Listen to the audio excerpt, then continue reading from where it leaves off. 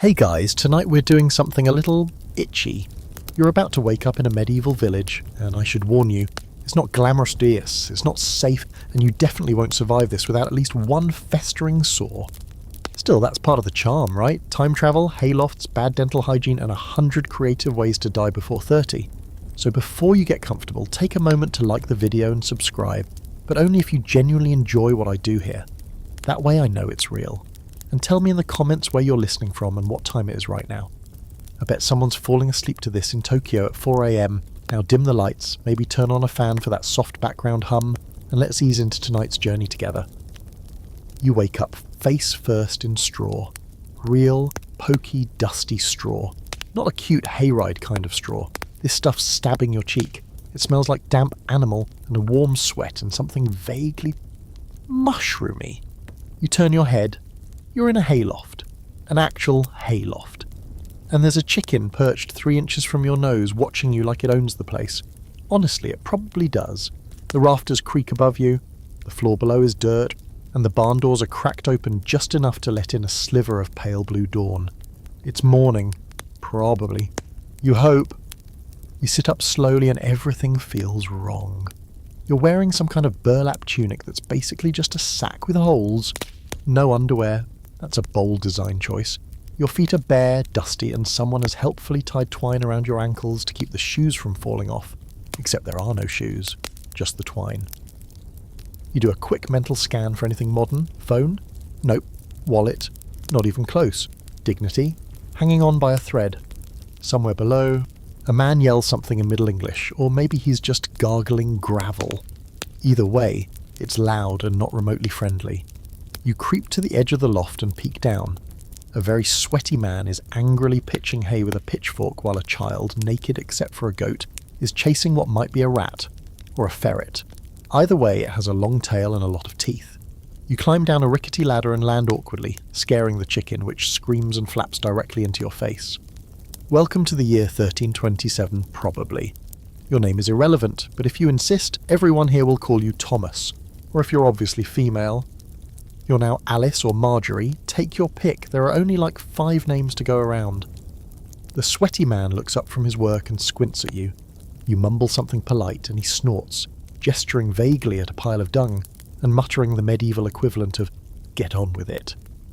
So naturally you just sort of nod and walk away with purpose, pretending to know what you're doing. A classic move. Outside the barn, the village stretches in both directions like someone tried to draw a town after only reading about it once.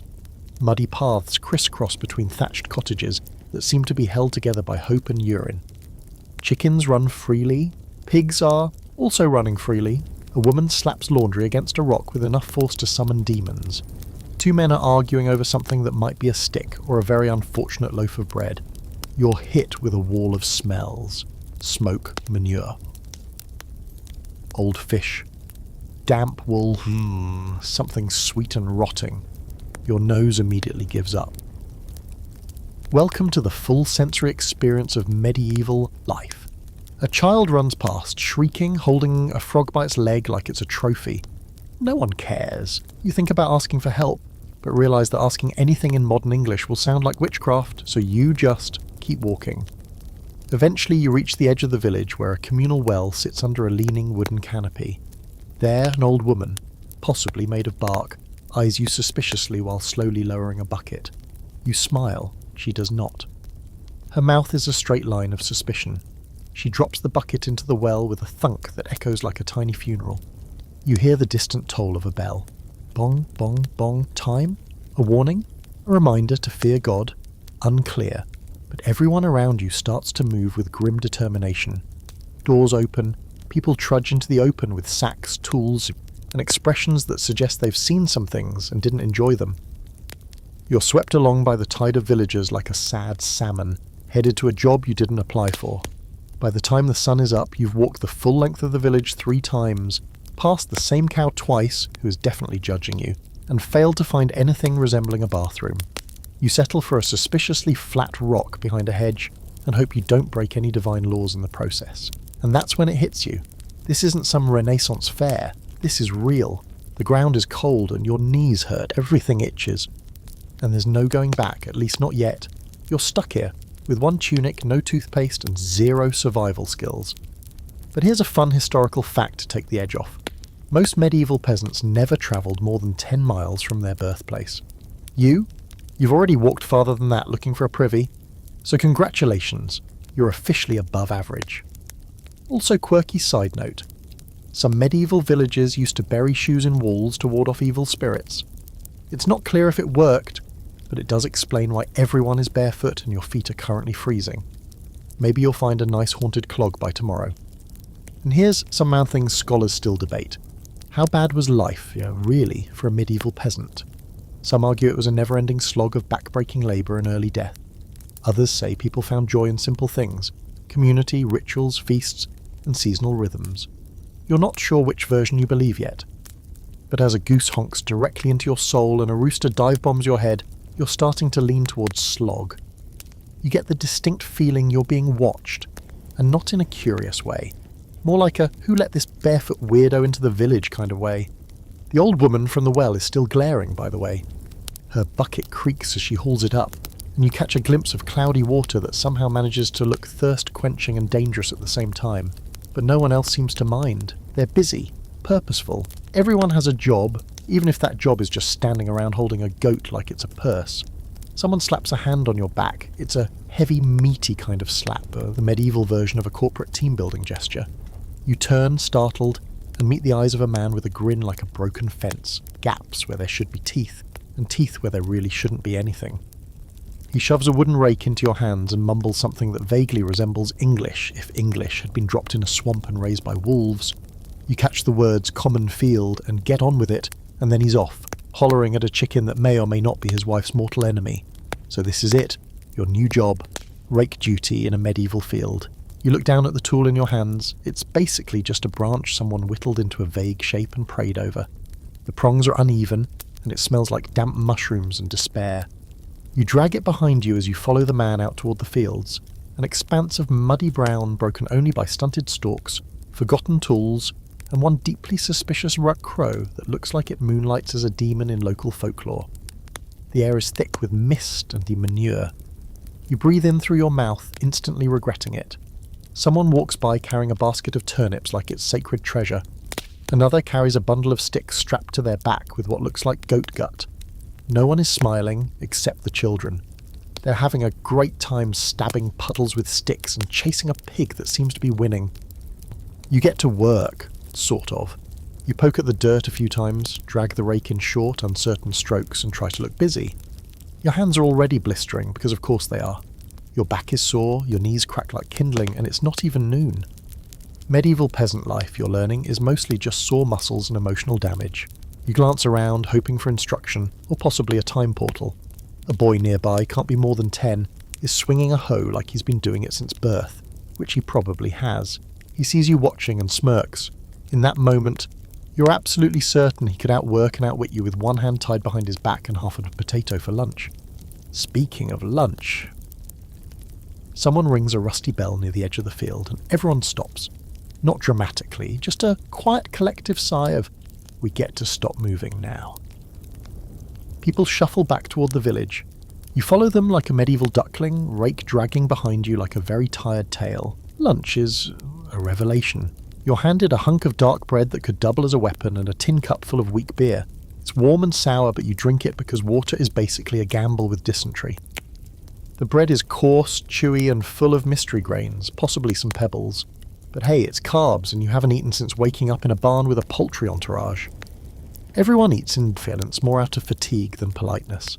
You sit on an overturned bucket near a communal fire, watching smoke curl up toward the low grey sky.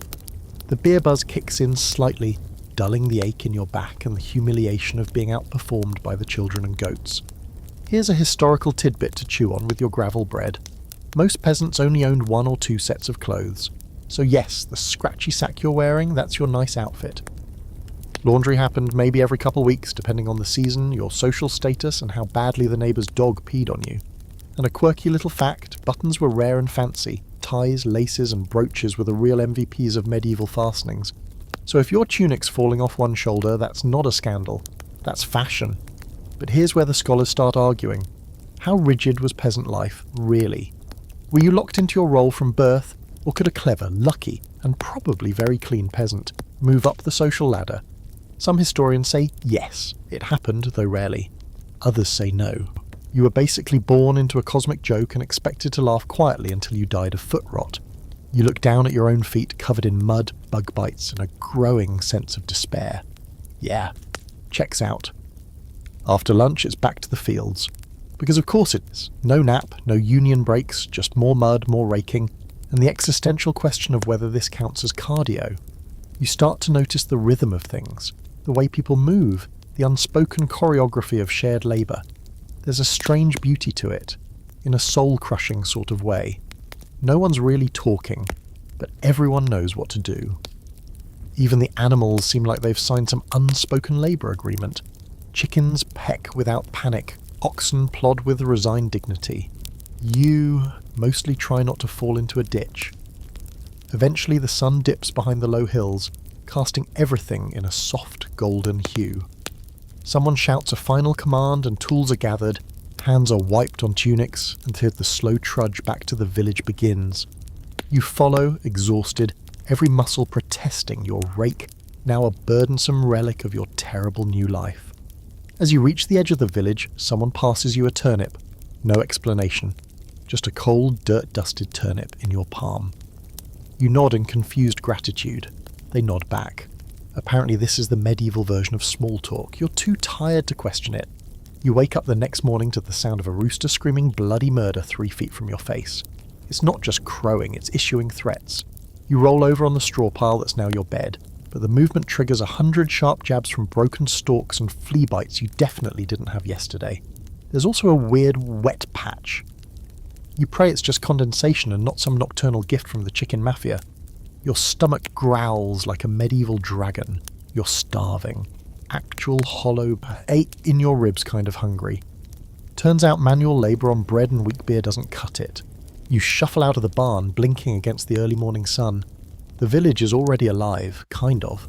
People walk around with the quiet misery of those who never got enough sleep and expect today to be only marginally worse than yesterday.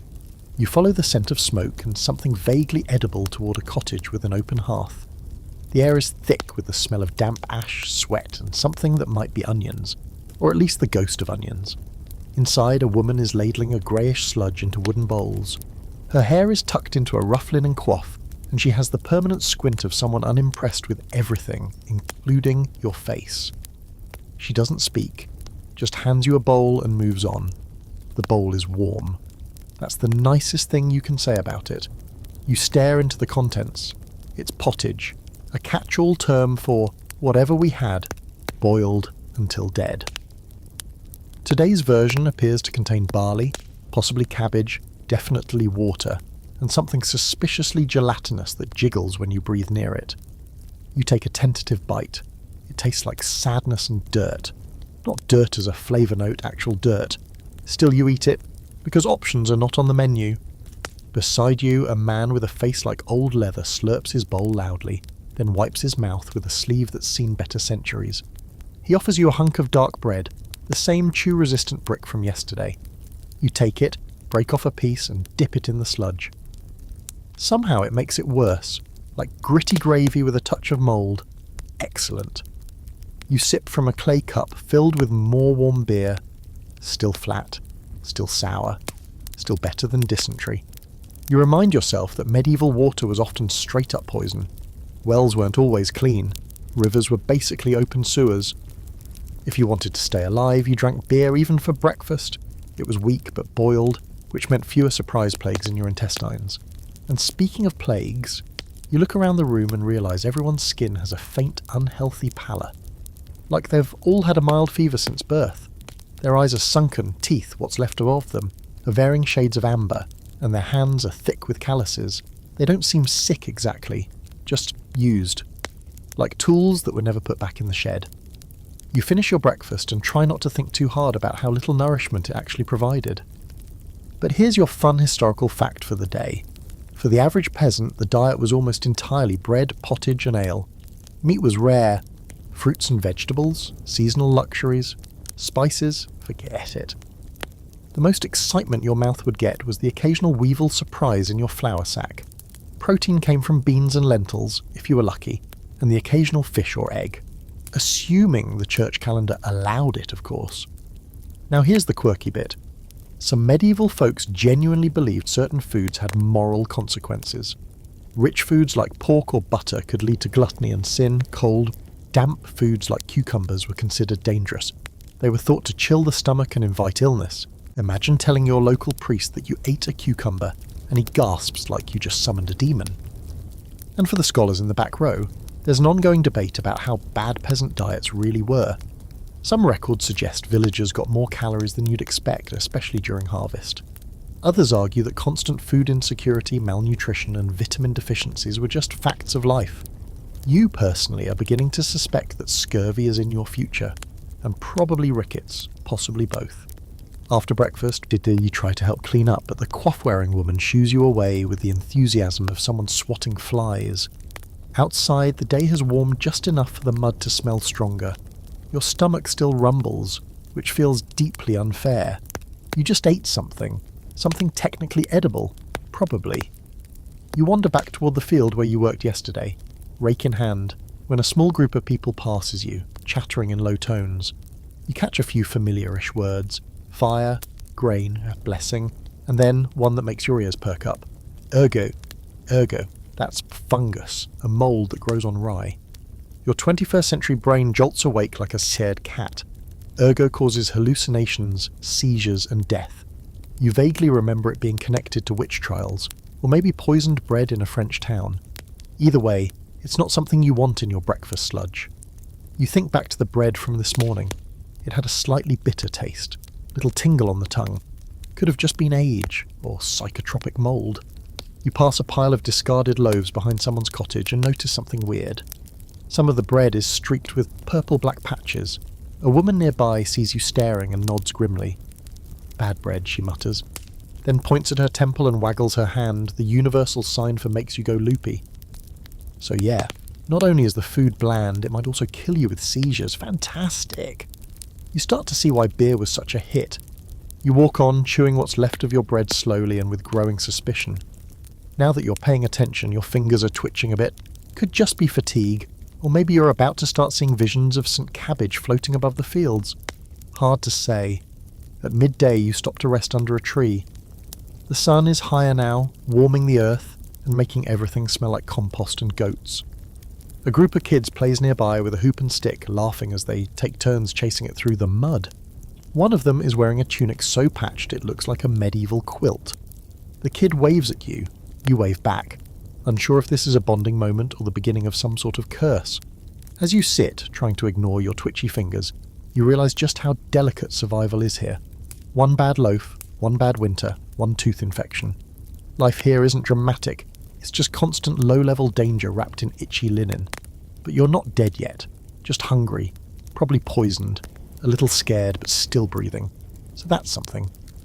The rake is your new best friend. It's splintery, crooked, and about as effective as a spoon in a sword fight, but it gives your hand something to do. You're back in the fields again, because of course you are. There's no rotation system here. No, let's try something different today, maybe see how you do with the chickens. Nope. You rake. You rake some more. You rake until your shoulders hum like medieval tuning forks and the skin on your palms threatens to unionize. The sun climbs slowly, but it's not warm. Not really. Just enough to make the mud steam slightly and the smell of manure become extra-dimensional. You try to find a rhythm. Pull, drag, shuffle. Repeat! The field stretches ahead of you like a punishment that was handed down personally by some vengeful agricultural deity. People work in quiet lines around you, bent double, as if the earth demands their full attention, and their spines. At some point a boy, maybe 12, barefoot and weirdly confident, comes up beside you. He says something you don't quite catch, then laughs like he's told a great joke. You smile awkwardly. He nods approvingly and hands you what looks like a large wooden spoon. You stare at it. He mimes stirring something, then points toward the far end of the field. Apparently, your job has changed. You follow his lead and end up standing next to a big wooden trough, half filled with what might be compost or possibly food for pigs. Or compost and food for pigs. Hard to tell. You're instructed, via many enthusiastic gestures, to stir it. That's it. Just stir the sludge. It smells like sour milk and cabbage regret. You do it anyway, because at this point you've accepted your fate as a human ladle. Here's today's historical flavour nugget. Most peasants had a very seasonal, highly specific job roster. In spring it was ploughing and planting, summer hoeing and haymaking. Autumn was all about harvesting and getting ready to absolutely not die during winter. And in winter, people mostly tried to avoid freezing, starving, or both. Stirring pig slop might not be on the fancy charts, but it was part of the system. Everyone worked, no exception. Even the chickens seemed busy. The sun climbs higher, and the village takes on that strange hum of semi-productive energy. A group of women heads toward the river, with bundles of laundry and hunched shoulders that say, "We're going to complain about this loudly." A shepherd strolls past with a dog that looks more wolf than pet. The pig pen erupts into chaos as one particularly bold hog stages a daring escape, only to be lured back with a turnip and some yelling. You stir your bucket. The pig watches you. You feel judged. It's around midday when something finally breaks the monotony.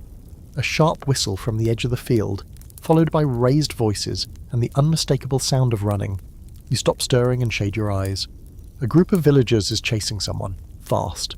It's a boy, older than the first one, maybe 16, sprinting with the agility of someone who's stolen something important. He darts past you, breath ragged, face pale, clutching what looks like a loaf of bread, or possibly a cheese. Either way, it's not his. He doesn't get far. A pair of strong-armed men tackle him into the mud like it's the peasant Super Bowl. The bread, or cheese, goes flying. Everyone gathers quickly. You, of course, drift toward the action, because nothing in this village ever happens quickly or interestingly, and this is the first real drama you've seen all day. There's shouting, spitting, a lot of hand-waving. The boy is dragged toward the village green, still squirming. People mutter about stealing from the Lord's store, and no respect, and last week's bad omen. You catch the word stocks, and feel your stomach clench. Minutes later, the boy is locked into a crude wooden frame in front of the church, hands and head trapped in the classic medieval punishment pose. His expression shifts from fear to defiance to boredom in rapid succession. A little girl throws a clump of hay at him. Someone else launches a cabbage. You back away slowly, suddenly very aware of how little it takes to shift from villager to villain around here. And here's the odd offbeat fact of the day.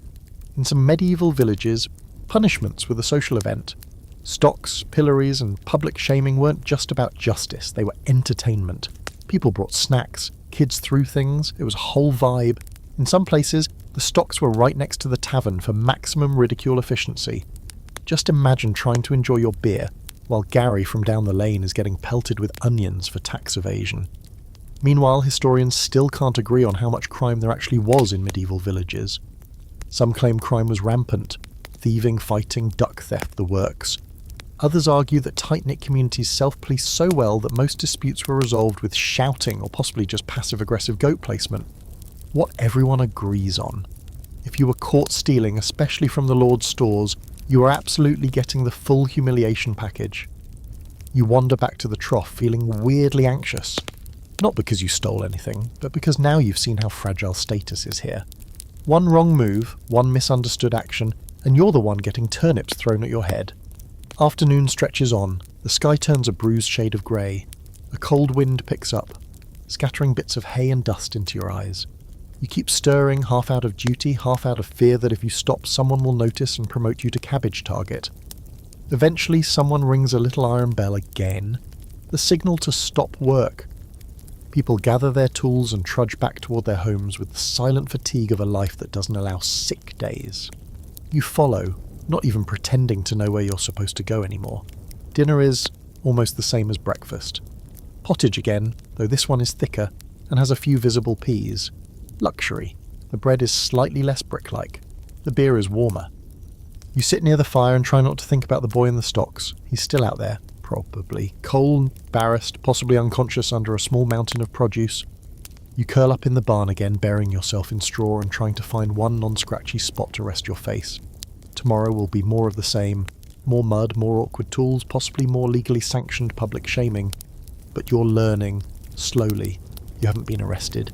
You haven't hallucinated. You haven't died. Yet. All in all, a productive day. You wake up with your mouth full of straw and the overwhelming sensation that your spine has folded itself into a medieval pretzel. Every joint creaks like you've been used as a barn door overnight.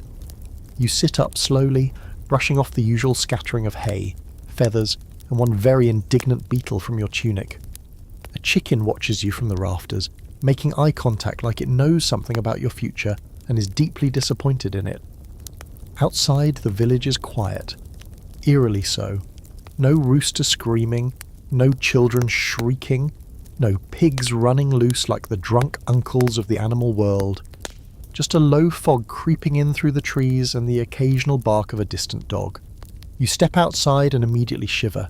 The morning is damp and cold, the kind of chill that settles in your bones and whispers, "Hope you like joint pain." You wander toward the hearth house, hoping for breakfast, or at least something warm to hold. You're not even hungry at this point, just craving calories in any form. Inside, the usual woman is stirring a pot of pottage, but there's a strange tension in the air. She glances up and narrows her eyes as you approach. There's a whisper spreading across the room like cold butter on stale bread. Someone ate the wrong bread. You get your bowl of sludge and retreat to a corner, eyes wide, ears open.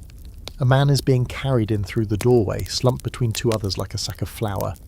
He's not unconscious exactly. His eyes are open, but he's twitching, jerking every few seconds like his body's forgotten how to be inside itself. Someone says the word curse. Someone else mutters witch. You take a bite of your pottage and immediately regret it. It's different today, tangier, darker. The barley is bitter. You quietly set the bowl down. Here's your historical reality check. In medieval Europe, ergot fungus, yes, the same one that you may or may not have tasted yesterday, could infect rye grain and led to a condition called St. Anthony's fire. People who ate the contaminated bread experienced hallucinations, convulsions, and gangrene. Yes, actual gangrene. Fun times. And since nobody understood mold or microscopic life, the default explanation was either demonic possession or divine punishment. Nothing like spiritual panic to spice up your breakfast. A small crowd gathers around the twitching man. Someone starts praying loudly. Another person ties a string of wooden beads around the man's wrist. There's mention of the herbalist, but also hesitation. She lives on the edge of the woods, which is practically another country as far as the village is concerned. You get the feeling they only call her when things have escalated past the reach of prayer and leeches. The man moans and clutches his stomach. You edge away, not entirely sure whether this is a mouldy bread situation or just a poorly timed hernia. Either way, you're not getting involved. Not today. You've decided your new goal is simply don't eat cursed bread. That's it. That's the bar. You return to the field, trying to shake the image of the man's trembling hands. The work today is more of the same.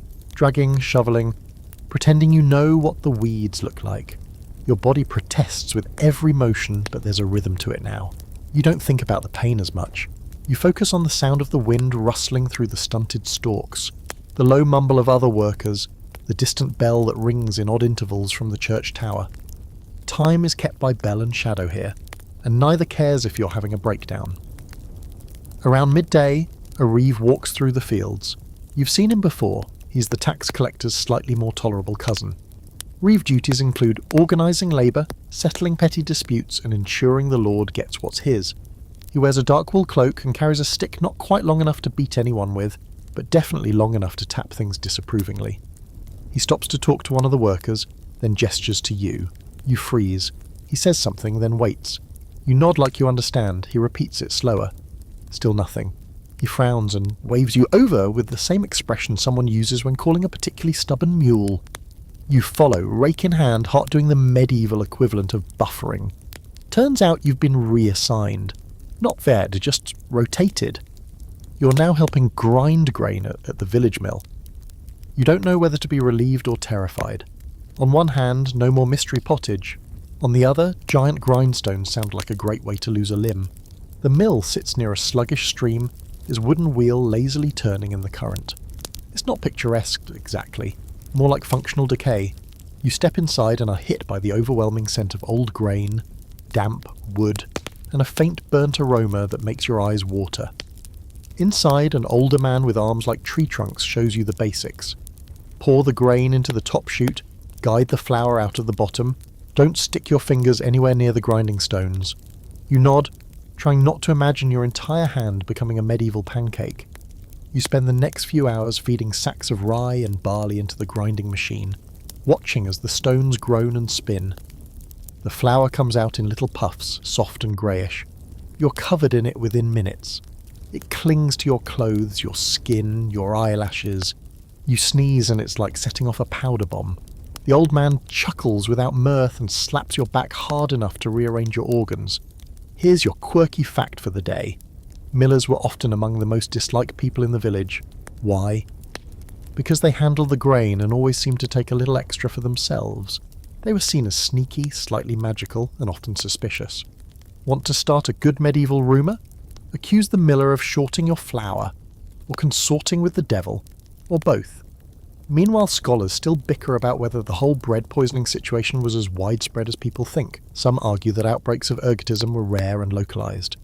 Others suggest it was more common, but poorly recorded, or attributed to supernatural causes instead of bad agriculture. Either way, it's one of those things that makes you appreciate modern food safety regulations, even if they come with 100 acronyms and a barcode on everything.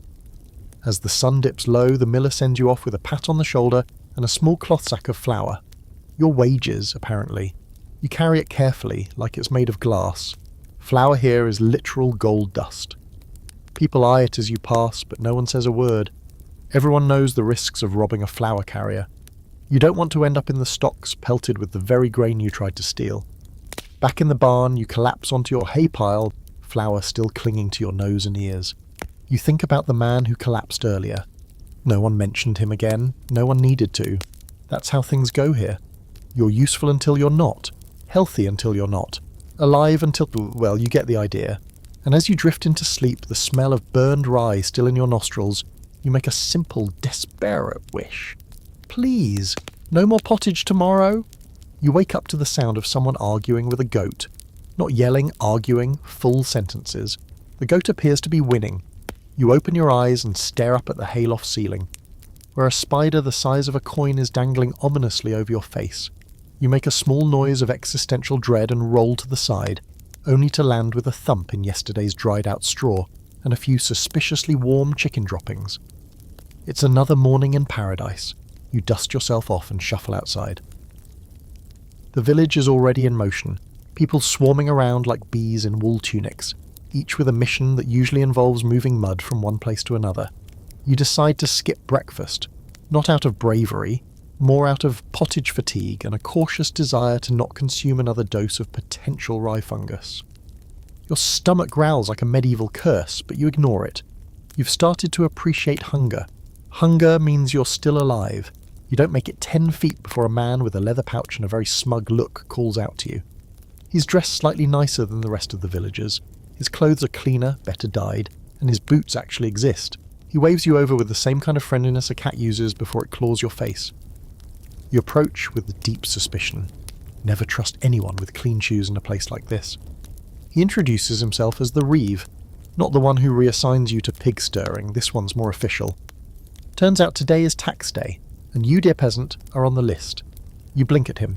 He explains, using lots of finger-pointing and slow words, that every family owes the Lord a share of their harvest, a portion of their livestock, and random fees like road use, firewood collection, and existing in the year 1327. You, of course, have nothing. He doesn't seem bothered.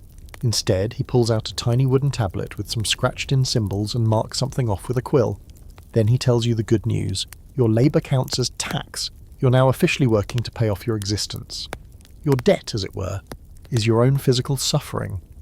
And here's a cheerful historical fact. In many medieval villages, peasants owed taxes to their local lord, their church, and sometimes even a monarch they'd never seen. These taxes came in the form of grain, wool, eggs, and other goods. Or if you had none of those, you're back. It was called labour rent, and it meant spending part of your week doing work for the Lord instead of yourself. You were a tenant on his land, and everything you did was essentially part of your running tab. You try asking what happens if someone doesn't pay. The Reeve smiles. Not kindly. As if on cue, you pass a cart loaded with firewood creaking under its weight. 2 boys are dragging it toward the manor house, sweat dripping from their faces. It's their family's timber fee for building a small shed last spring. One of them stumbles, nearly toppling the load, and a nearby guard gives him a solid whack on the shoulder with a stick. Not hard enough to injure, just enough to remind everyone who's in charge. You keep walking, you end up back at the mill, because apparently flour doesn't grind itself, and you're still the newest unpaid intern in the feudal system. The old miller grunts in recognition and hands you another bag to haul. It's heavier than yesterday's, and halfway through carrying it you seriously consider inventing the wheelbarrow a few centuries early. As you work, you start thinking about what it means to own something here. You don't own your clothes. They were probably handed down through 3 cousins and a cow. You don't own your time. It's taxed. You don't own your labour. It's taxed too. Even the hut you sometimes sleep in, not yours. It belongs to the Lord. Everything circles back to the guy in the manor house, who, if rumours are true, once bought an entire pig just to see if it could eat an eel. Here's a fun fringe fact for the day. Some lords taxed peasants for using the oven. The communal bakehouse in a village wasn't just a place to make bread, it was a source of income. You couldn't bake at home, that was illegal. If you got caught with your own oven, you'd be fined. Or worse. So yes, in a very real way, even your bread came with a surcharge. By midday, your arms are burning and your stomach has decided it's done being polite. You sneak back toward the hearth house and find someone handing out scraps of cold barley cake and a chunk of dried fish that smells like regret and low tide. You eat it anyway. As bad as it is, it's food, and you're learning the hierarchy of pain here. Hunger is worse than taste. Later in the day, you get your first real look at the Lord's manor. It's not a castle, don't get excited. It's a large wooden house with a more stone foundation, some glass windows, which, in this context, is like having a moon base, and a crude fence surrounding it. Compared to the hovels in the village, it's Versailles. Compared to anything modern, it's a well-decorated shed with a superiority complex. You're not allowed inside, obviously, but you glimpse the household staff moving back and forth, servants in slightly cleaner tunics. A man polishing armour that hasn't been used in 20 years, a kitchen boy dragging a dead goose by the neck. There's a smell of roast meat in the air, and it makes your stomach ache in new and personal ways. Someone near you mutters, 10 eggs a month. That's what he gets from our coop. Another replies, and 3 from mine. They're not angry, just tired. This is how it's always been. No one questions the system. You give, or you're punished. You work, or you're replaced. And here's where historians like to argue. Was the feudal tax system exploitative or just functional? Some say it kept everyone alive in a fragile economy. Others say it ensured the majority suffered quietly while a small group of people lived slightly more comfortably. The truth is probably somewhere in the middle, a delicate, miserable balance between survival and servitude. By sunset, you're sore, hungry again, and mentally calculating how many eggs you've ever eaten in your life, just to see if you've hit a taxable limit. You trudge back to the barn, sack of flour slung over your shoulder like a badge of peasant honour. As you settle into your hay pile, you realise something. You're becoming invisible. Not in a sad, ghost-like way, but in the way that everyone else here is. You're just another set of hands, another name on a list. No different than the rake you used yesterday or the sack of barley you hauled today. And somehow that's starting to feel normal. Morning doesn't come so much as happen to you. You blink awake with straw pressed into your cheek and a chicken roosting very confidently on your hip. She stares at you like you're the unwelcome guest here, which is technically accurate. You slowly shoo her away and sit up, joints creaking in the musical tones of C minor peasant lament. Your mouth is dry, your hands are swollen from yesterday's labour, and something bit your ankle in the night. Probably a flea, could have been the chicken. At this point, the difference feels philosophical. You drag yourself out of the barn and into the cool morning mist. The sky is a dull grey smear and the village is already humming. Quiet voices, creaking cart tarts, dogs barking at nothing. It's a rhythm you're starting to recognise. Everyone knows where they're supposed to be. Everyone but you. You wander toward the centre of the village, hoping to pick up some clue about what task you're supposed to fake your way through today. Instead, you're intercepted by a short, wide woman carrying a bundle of wet linens and an expression like she hasn't smiled since the last lunar eclipse. She thrusts a dripping shirt into your hands and grunts something you don't understand. The tone, however, is universal. Help, now. So you follow her. She leads you to a small stone structure near the well, a low, warm building where smoke curls lazily from a vent in the roof. Inside, it's surprisingly cosy. A large, dome-shaped oven dominates the space, and the air is thick with the smells of yeast, damp linen, and overcooked onions. Several women move about the room kneading dough, slapping clothes against wooden tables, and muttering at each other in a steady, gossipy rhythm. You've entered the communal oven house. The local hotspot, literally. This place serves two essential functions. It bakes the village's bread, and it's where women gather to launder clothes, dry herbs, and, more importantly, trade information. Within 10 minutes of entering, you know who's sick, who's pregnant, who's cheating, who has lice, and who's been secretly feeding the priest extra eggs under the table. The smell of smoke is only slightly overpowered by the scent of boiling scandal. Here's your historical nugget of the day. The communal bakehouse was a key feature in many medieval villages. Families prepared their bread dough at home, then brought it here to be baked. It saved fuel, time and effort, and it was taxed, of course. Nothing here is free. Even your bread gets billed. You try to stay out of the way, but you're quickly handed a cloth and pointed toward a bench where piles of damp tunics await beating. The process is somewhere between therapeutic and brutal. You slap the garments against a stone table while two elderly women discuss in hushed tones whether or not the village reeve has a devil's birthmark on his upper thigh. You try not to picture it. As you work, someone slips you a crust of bread still warm from the oven. You take a cautious bite. It's dense, earthy, and thankfully free of visible fungus. You chew slowly, grateful for something that doesn't taste like boiled cabbage dreams. Around you, the gossip continues. A woman with powerful forearms and a sharp nose leans over and whispers, "Did you hear about Ralph's youngest? Dreamed of fire 2 nights in a row. The kind of fire that burns the sky." You blink. She nods seriously. Bad omen. Could mean plague. Another woman nearby crosses herself. A third mutters, "Or maybe he just ate last week's barley." And that brings us to today's quirky fact. In medieval villages, dreams were serious business. They were believed to be messages from God, the devil, or ancestors with unfinished gossip. A child dreaming of fire could be a warning of illness, war, or failed crops. Or, he could have just had gas. Either way, the village takes it very seriously.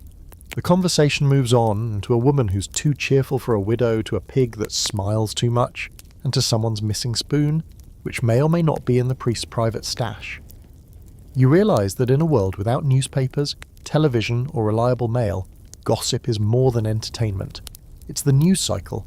It's how reputations are built and destroyed. And here, your name, if they ever figure it out, is probably being shaped right now by someone's casual remark about how weird you look at turnips. That's how fast it happens. There's a brief lull in the chaos when someone drops a cloth too close to the oven and it catches. Flames jump up like they've been waiting all morning. Shouts erupt. Buckets fly. A woman throws what might have been a pot of stew directly on the fire. It works. The oven house returns to order in less than a minute. No one panics. No one even screams. It's clearly not the first time this has happened. After things settle, the forearm lady offers you a seat near the oven. You sit, sweat already prickling your neck from the heat. She eyes you carefully and finally asks, "You're not from here, are you?" You freeze. She doesn't seem hostile, just curious. You mumble something about being from the south. She snorts. Everyone's from the south when they don't want to say. She doesn't push it, just hands you another piece of bread and resumes her shirt thrashing with gusto. Here's where scholars like to argue. Was medieval village life tight-knit and supportive, or petty and suspicious? Some argue that small communities offered safety, shared work and mutual care. Others point out the rampant superstition, constant fear of difference and quickness to assign blame. You're starting to think it was both. People relied on each other, yes, but they also watched, judged and whispered. No one was truly safe from the court of public opinion, especially not strangers. By mid-afternoon, your arms are noodles, your shirt is soaked with sweat and oven smoke, and you've learned more about the Reeves daughter's love life than you ever wanted to know. The work ends not with a whistle or command, but with people just drifting out. That's how it works here. Time isn't measured precisely. It's observed, guested at, and collectively decided. You step outside into cooler air and blink against the haze of wood smoke. You feel changed. Not just dirty, though you are spectacularly dirty, but different. You've been part of something today. Maybe not joyfully, maybe not voluntarily, but you were in the room where it happened, and you survived it. As you head back toward your hay pile, someone calls your name, or rather, the name they've decided is yours, Tom. You turn and it's one of the oven women. She tosses you a cloth bundle. Inside is half a loaf of bread and a small wedge of dried cheese. Your reward. You nod in thanks. She nods back, transaction complete. You fall asleep that night with the scent of yeast still in your hair and the feeling that you've been permanently inducted into the village's gossip machine. Whether that's good or bad remains to be seen. But for now, you've got bread, a blanket made of straw, and a chicken who's finally chosen someone else to poop on. You're practically thriving. You wake before the rooster. That alone feels like a minor miracle. The barn is still dark, a soft hum of wind moving through the gaps in the wood, and the chickens, for once, are sleeping peacefully, probably plotting. You sit up slowly, limbs stiff, back aching, but your brain feels a little clearer this morning. Maybe it's the bread, maybe it's finally acclimating to a sleep schedule dictated by livestock. Either way, you feel almost, dare you say, functional. You stretch, stand, and step outside into a sky smeared in pre-dawn blues and pinks. The village is quiet, peaceful, for the first time since you got here. No yelling, no clattering carts, no babies crying. Just the distant hoot of an owl heading home and the crunch of frost under your bare feet. That's right, bare again. Your shoes, aka strings wrapped around wishful thinking, disintegrated yesterday while you were scrubbing laundry gossip into linen. You decide to head toward the church, not because you're particularly spiritual, but because it's one of the only places in the village you haven't really explored, and it feels like the kind of place that might hold a little more structure, something stable in a world where soup has mould and chickens run the streets like feathery crime bosses. The church isn't grand, it's a squat stone building with a wooden bell tower perched precariously on top, like someone balanced it there just to see if it would fall. Moss creeps up the walls, the door hangs slightly off its hinges, but it has a presence, quiet, sombre, and important. You push the door open, and a wave of cool, incense-scented air greets you. Inside it's dim and still. Narrow windows let in pale light that filters through dust in elegant rays. Landing on wooden pews worn smooth by centuries of weary elbows. At the far end stands the altar, draped in faded cloth, a brass cross gleaming weakly in the gloom. A few villagers are already here, kneeling in silence. You follow suit because, what else do you do? It's too early to rake anything. A monk appears from the shadows, not dramatically, just quietly. He wears a coarse brown robe with a rope belt, and his face is deeply lined but strangely kind. He begins to chant in Latin. You understand none of it. Neither, it seems, do most of the villagers, but they mouth the words with steady rhythm, as if they've been doing this every morning since birth, which honestly, they probably have. You try to mimic the motions, the mumbled responses, the careful nods at the right time. No one corrects you. No one stares. It's calming in a strange way. The cadence of the monk's voice, the scent of candle wax and damp stone, the slow ritual of something that doesn't require thought, just presence. Here's your history nugget of the day. In medieval villages, the church wasn't just a place of worship. It was the central institution. It marked time, mediated disputes, collected tithes, and held people together.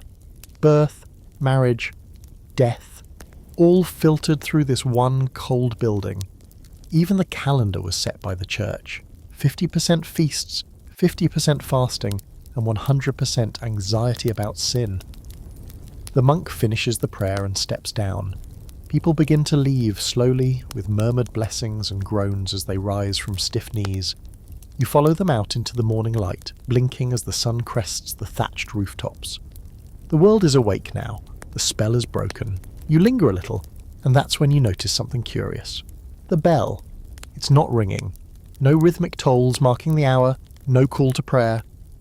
You've heard it every day since you arrived. Always there, always punctual, and today, nothing. You glance up at the tower and see movement. A young boy climbs awkwardly through the hatch, a rope slung over one shoulder. He looks about 12 and entirely unqualified to be managing time for the entire village. You approach the base of the tower just as he leans out and calls down to no one in particular, "The rope's stuck again!" Then disappears. You realise for the first time just how manual everything is here.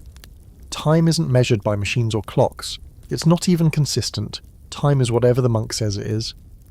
And if the bell doesn't ring, the whole village moves off kilter. One missed toll, and the washing is late. The fields aren't tilled. The bread doesn't go in the oven on time. It's a delicate ballet of tasks, all choreographed by a teenager with a questionable grip on knots. And here's your quirky fact for the day. Mechanical clocks were still rare in the early 14th century. Most villages didn't have them. Time was measured in bells, sun angles, and educated guesses. In wealthier towns, they might have a water clock or an early gear-based clock installed in a church tower. But here, it's just a kid with a rope and a prayer. You spend the afternoon shadowing the monk, who, for reasons unknown, seems to have adopted you. He doesn't talk much, but he leads you through simple tasks, refilling candles, sweeping the altar steps, carrying a small jug of wine from a locked cabinet that he watches like it holds the Holy Grail. You get the sense that in this village, being near the church offers a bit of protection. It doesn't mean you're safe, but it means you're slightly harder to yell at. He gives you a slice of dried apple before you leave. It's wrinkled and leathery and tastes like hope. That night you return to the barn as the bell finally rings, 3 slow, uneven clangs that echo across the darkening fields. Someone must have fixed the rope. The chickens squawk in protest. A dog howls once, then falls silent. You lie back in your straw bed, the apple core still in your hand, and feel something like peace. Not comfort, not safety, but rhythm. This place runs on rhythm, on rituals and routines and responsibilities. You're slowly falling into step with it, whether you meant to or not. And as your eyes close, you wonder, not for the first time, if anyone in your old life would believe this. That you wake with the chickens, measure your day by bell, and listen to gossip in a smokehouse full of bread. That time here is fluid, sacred, and slightly unreliable. You fall asleep to the memory of the monk's voice, the softness of candlelight, and the distant lopsided toll of the church bell correcting itself through the dark. You know what you miss most about modern life this morning? Not plumbing, not phone chargers, not even breakfast burritos. No, you miss showers, specifically hot ones. The kind that fog up mirrors and make you feel reborn. Here, the closest thing you've had to a cleansing ritual is falling into a muddy ditch that one time and pretending it was intentional. Today starts like most days. Straw in your hair, a few new insect bites, and a chicken indignantly clucking because you dared to exist in its personal space. But as you stumble into the grey morning light, scratching your elbow and trying not to sneeze out a lungful of barn dust, something different is in the air. People are hauling buckets, not for the fields, not for the animals. They're heading toward the river.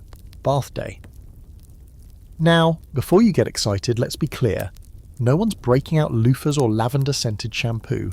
This is not a spa experience. This is functional nudity in freezing water with strangers. But apparently, once or twice a month, depending on the weather and everyone's collective will to survive, the village attempts something resembling communal hygiene. You trail the crowd down the narrow path that leads to the riverbank, where the water moves slow and brown and just clear enough to reflect your increasingly haunted expression. There's already a small fire going, someone boiling water in a soot-blackened pot and muttering about the last time someone tried to bathe upstream and caused a minor crisis involving fish and sin. You don't even know where to start. There's no soap, just handfuls of gritty sand and bundles of crushed herbs that smell like pine, and something a little medicinal. People are already stripping down unbothered. Children shriek as they're dunked into the shallows. Adults wash quietly, methodically, some scrubbing their arms with what looks like last season's moss.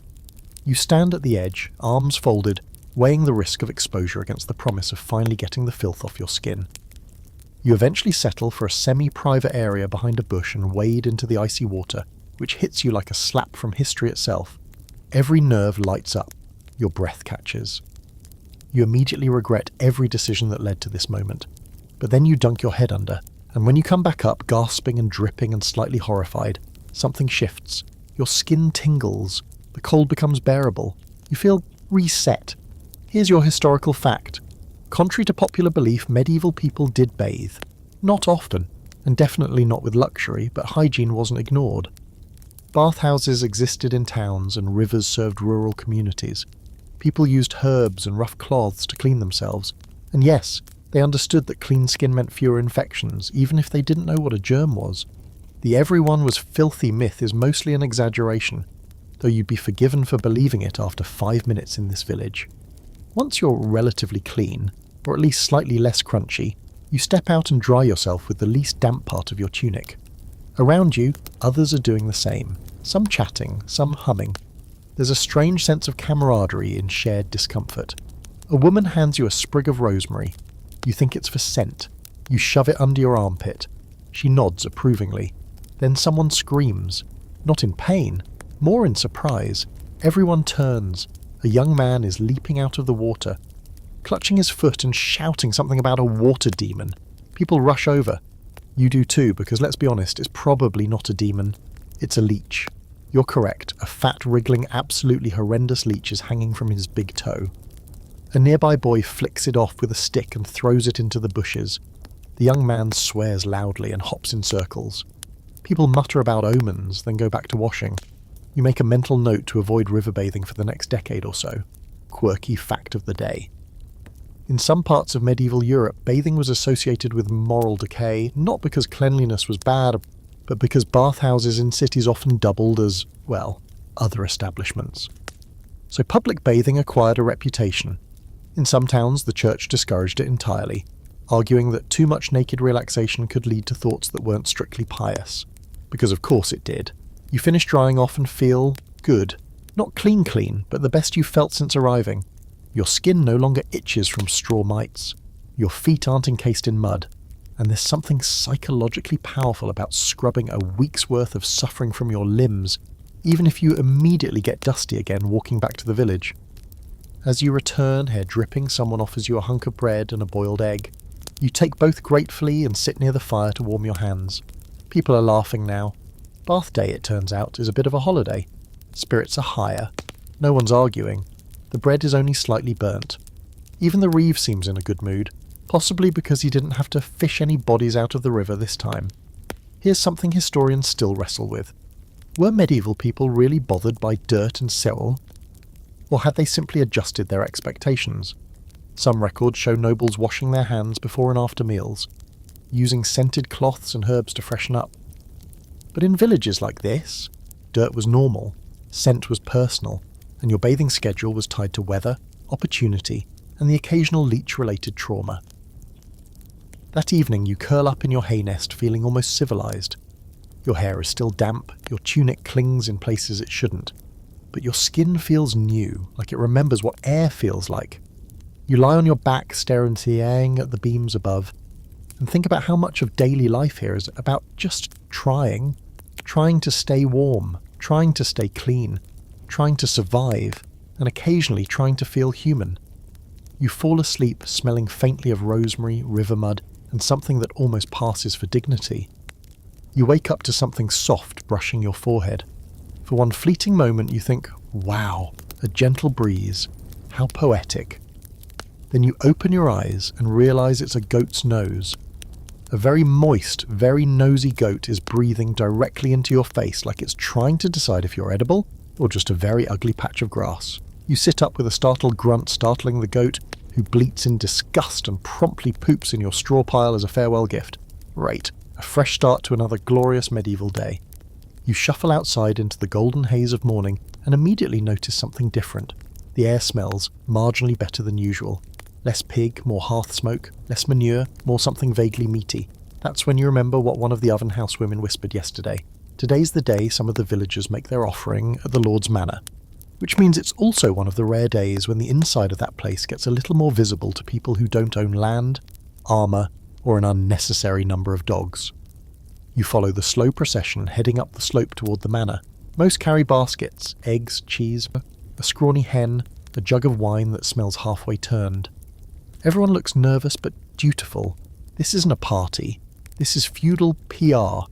You show up, give your taxes in food and handmade goods, smile like it didn't cost you your winter reserves, and hope the Lord doesn't ask for anything weird in return. The manor up close looks like it's trying very hard to impress someone. Not you, obviously. The Lord, maybe God, is bigger than anything else around, with thick stone walls, a second floor fancy, a wooden balcony that leans at an angle suggesting it may have once hosted a drunk night, and colourful banners that flap lazily in the breeze. There's a garden too, though most of it looks like parsley and overconfident weeds. You join the line of peasants waiting at the gates, watching as each is waved through by 2 guards in armour that's more rust than metal. They glance at your empty hands. You panic for a second, then hold up your best poor person expression. Wide-eyed, humble, slightly tragic. It works. One of the guards just grunts and lets you in. A Apparently curiosity is an acceptable form of tribute. Inside, the manor is less glamorous. It smells like damp wool and roasted something.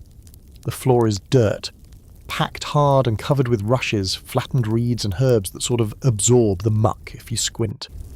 The main hall is cavernous but dark, with narrow windows and a single hearth crackling at the far end. And there he is, the lord of the manor. You expected a towering figure in plate mail with a hawk on his arm. Instead, you get a man in his late 50s with thinning hair, a wine-stained tunic and a glazed expression like he's been slightly tipsy since last Wednesday. He's perched on a wooden chair with carved lions on the armrests, listening or pretending to listen as each villager presents their offering. A woman offers a bundle of dyed wool. A man hands over a salted ham that looks suspiciously gnawed. A child awkwardly recites a memorized blessing. The lord nods at each, occasionally saying something in a slurred, vaguely French accent that nobody questions. Here's your historical fact of the day. In medieval England, the manorial system meant peasants owed goods or services to their local lord in exchange for land access. The lord wasn't necessarily noble, but he held power. His manor was the administrative heart of the village, where disputes were settled, justice was dispensed poorly, and feasts were held rarely. In theory, he protected the villagers. In practice, he just sort of owned everything, drank a lot, and occasionally signed documents with an X. You shuffle forward with the crowd, nodding to anyone who makes eye contact. You overhear snippets of convulsions. One man's been fined for letting his pig wander onto the Lord's barley patch. Another had to give up his best chicken, because his wife called the reeve a frog-faced idiot during Sunday prayers.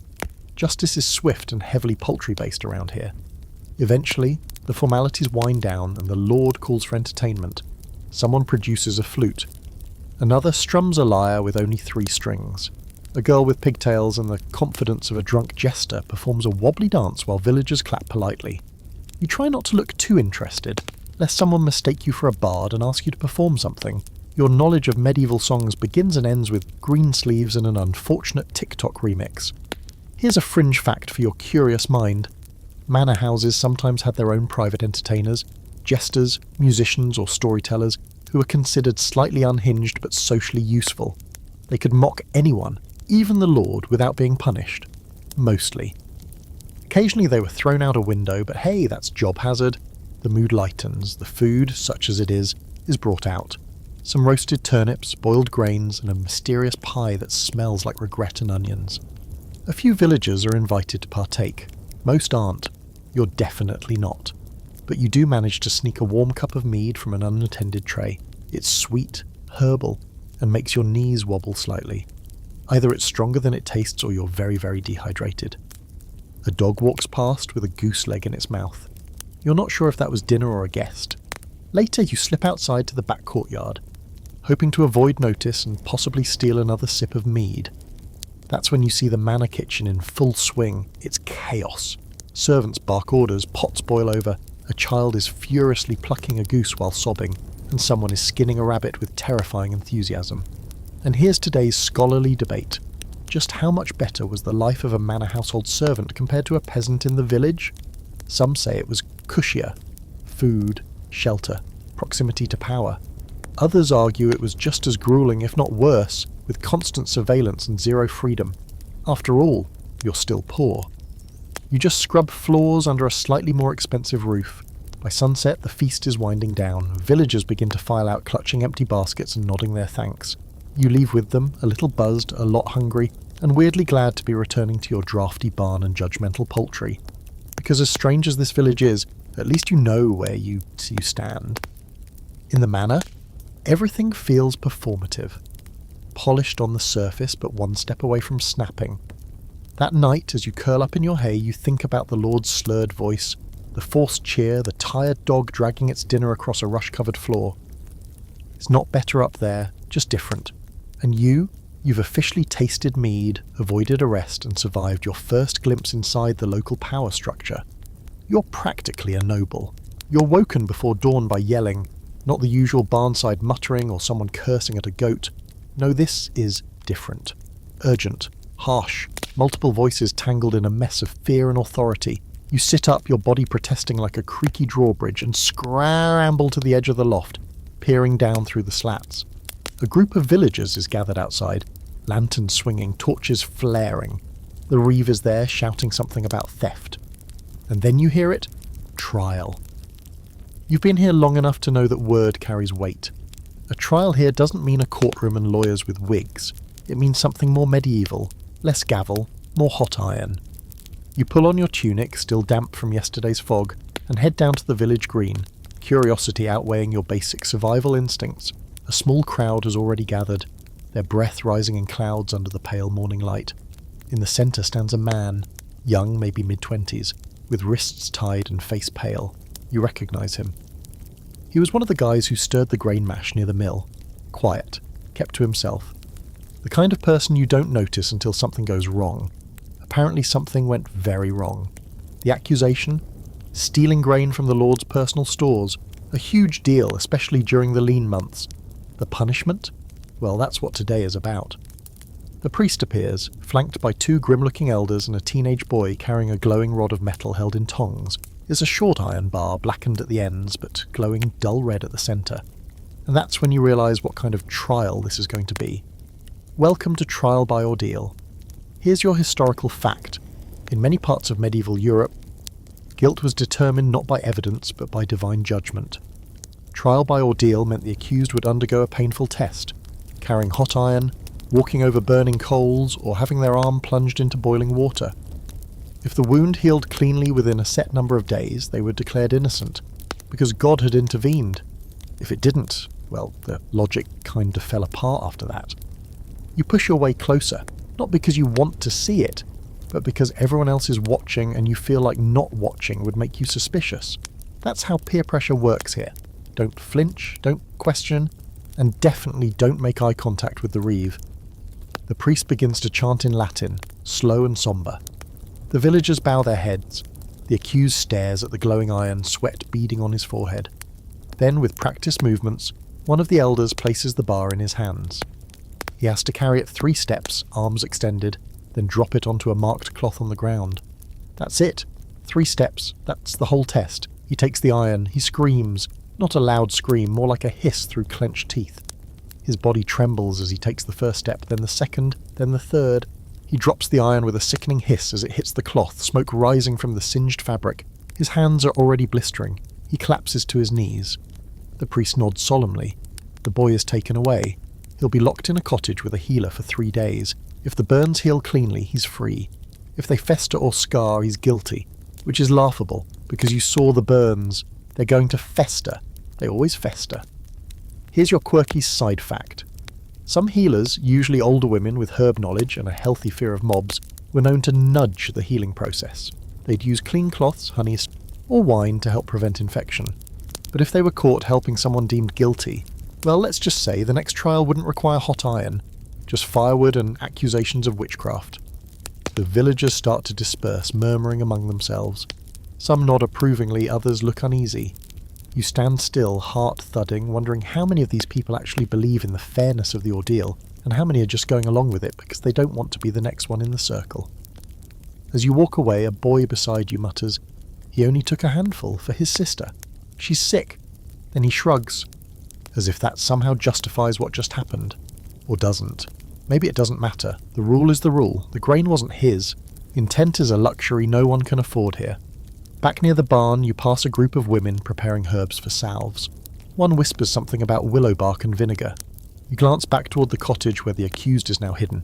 You wonder if he'll get lucky, if his body will do something miraculous, something fast enough to satisfy everyone else's need for divine justice. You doubt it. And here's where historians love to debate. Was trial by ordeal ever really about justice? Or was it just a tool to maintain order, to keep fear alive, to remind people that power didn't have to make sense? Only results? Some argue that it was a genuine attempt to involve the divine. Others say it was a calculated system of control, a way to punish the desperate while letting everyone else sleep better at night. Either way, it worked. No one steals from the Lord, not openly, not now. The rest of your day passes in a strange flow. You go through the motions, gathering firewood, helping sweep the bakehouse, even managing to trade a favour for a chunk of cheese that may or may not contain actual cheese. But your mind keeps drifting back to those burned hands. You think about justice, about mercy, about how here, survival is the only thing you can really chase. Everything else, morality, fairness, intent, is a game played by people with full stomachs and warm beds. As night falls and the village quiets, you lie in your straw pile, eyes wide open, listening to the wind press against the barn walls. The chickens are settled, the goat is asleep, and your feet ache. You feel colder tonight, and not because of the weather, because now you've seen what happens when the system flexes, when someone breaks the rule, and everyone watches them burn for it. And worst of all, no one questioned it. You wake up late, which is a luxury you didn't think existed here. The sun is already up, just barely, and the usual sounds of chickens, shouting, and existential dread are in full swing. Somehow you've overslept without being trampled, yelled at, or assigned a new horrifying task. It's suspicious, too quiet, like the calm before the next historically inaccurate storm. You stretch, yawn, and sit up in the hayloft, now thoroughly lived in. There's a chicken nestled by your feet again, clearly. You've been accepted as part of the flock, and your tunic is stuck to you with a combination of sweat and yesterday's dried herb paste. You probably need another bath. You're definitely not getting one. You climb down the ladder, careful not to fall, and head toward the centre of the village, expecting to be recruited for slop duty or livestock hauling. Instead, you find a line forming in front of the church. People in their best tunics, kids scrubbed pink like someone tried to erase the dirt with a rough sponge. Someone's even holding a fresh bouquet of herbs tied with twine. And that's when you remember, it's Sunday, which means one thing. Mass. You freeze, staring at the neat line of villagers slowly filing into the church. The priest, looking extra solemn today, stands near the door, nodding at everyone as they enter, like some kind of medieval nightclub bouncer. You've been inside the church before, during that early morning when the bellboy forgot to ring time, but you haven't sat through an actual service yet. Now, there's no escape. A woman you vaguely know spots you, grabs your arm, and shoves a damp, fragrant clump of rosemary into your hand. "Smell it if you feel faint," she mutters. Keeps the demons out. Before you can reply, she's already pushing you toward the church steps. Inside it's dim and cool, filled with the soft murmur of whispers and the occasional sniffle. Everyone packs into the pews, shoulder to shoulder. There's no personal space. The smell is a fascinating blend of wood smoke, damp wool, herbs, and people who bathe monthly. You slide into a spot near the back, clutching your rosemary like it's a holy relic. Then the priest begins. It's Latin, all of it. A flowing, rhythmic drone of a language that you recognise only because you watched one semester of documentaries in college and half understood a Harry Potter spell once. Everyone else mumbles along like it's muscle memory. The cadence is the important part, not the content. You try to fake it, mouthing along, nodding at the right times, occasionally saying amen with what you hope is the right level of conviction. Here's your historical fact for today. Most peasants didn't speak Latin.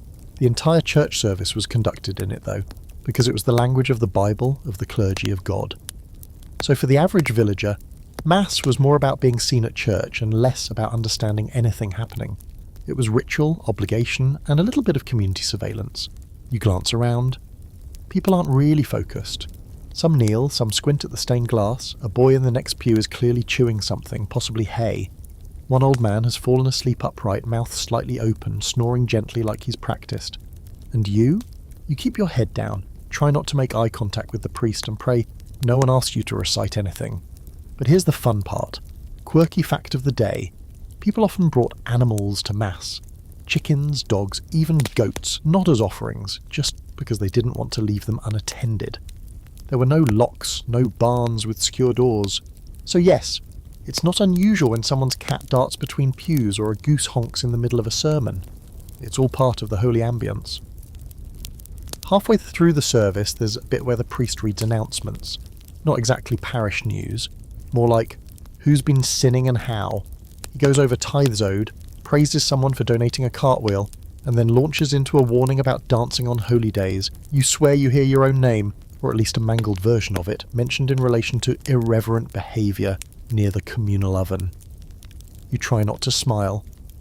And here's the scholarly debate of the day. Did peasants actually believe all of this? The rituals, the relics, the saints with suspiciously specific specialties? Some scholars say yes, faith was real, deep and omnipresent. Others argue that it was mostly social pressure, Go to church or people start talking. Don't go to church and the reeve starts writing things down. And if things go bad for your crops, people will remember who skipped mass last week.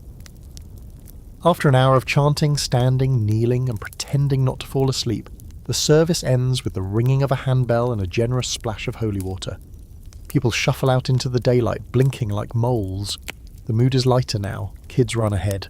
Women stop to gossip. Men talk about pigs. The priest shakes hands and blesses everyone like a politician on market day. You linger near the edge of the green, chewing on the stem of your rosemary, which tastes like soap and dirt. An old woman you don't recognise stops beside you and mutters, "Better than nothing," gesturing toward the church. God sees, but so do your neighbours. Then she wanders off, leaving you deeply unsettled. The rest of the day is light work. No fields, no trials, just maintenance, fixing a fence here, collecting firewood there, avoiding eye contact with the church geese. A few people are drinking weak ale outside their cottages, laughing in a way that suggests they're trying to remember what happiness felt like. Someone invites you to sit. You do. They hand you a crust of bread and a smear of something they claim is cheese. It tastes like fermented chalk, but you smile and nod because this apparently is bonding. That night, back in the barn, you lie awake longer than usual. You think about the mass, the chanting, the smell of beeswax and incense, the priest's hollow eyes. You think about how much of this world is based on rhythm, daily labour, weekly rituals, seasonal tasks. No one questions it. Even you now are beginning to fall into line. You wonder how long it would take to believe it all, not just pretend, believe that your sins are counted, that your dreams mean something, that your suffering has purpose. Outside, the church bell rings once, a single toll for evening prayer. No one responds. Everyone's already asleep, except you. You wake up in the dead of night, not because of a nightmare or a screaming rooster this time, but because your stomach is staging a full-blown rebellion. You roll over in the hay, clutching your midsection, hoping it's just eatable hunger. You've felt hunger before, deep, empty, gnawing hunger that makes you fantasize about roasted anything. But this isn't that. This is betrayal. Your guts have signed an alliance with something and ancient. You sit up slowly, vision swimming. The barn spins slightly. The chickens rustle nervously as if sensing that something unnatural is unfolding in their sacred straw temple. You stagger to your feet, heart pounding. A wave of nausea hits you so hard you almost fall. You barely make it outside before you collapse to your knees and vomit everything you've consumed in the past day, and possibly your memories of it too. And that's when you remember the pottage, the special pottage, the one they handed you yesterday evening with a wink and a chuckle. Feast day pottage, they said. Extra thick, they said. You remember the odd smell, the slimy texture, the fact that one of the bits in it was definitely a fish or a mushroom, or possibly both. Now you understand you've been defeated by soup. You spend the rest of the night curled next to the barn, shivering, sweating, trying not to die, or at least not die in front of the goat who keeps watching like it's taking notes.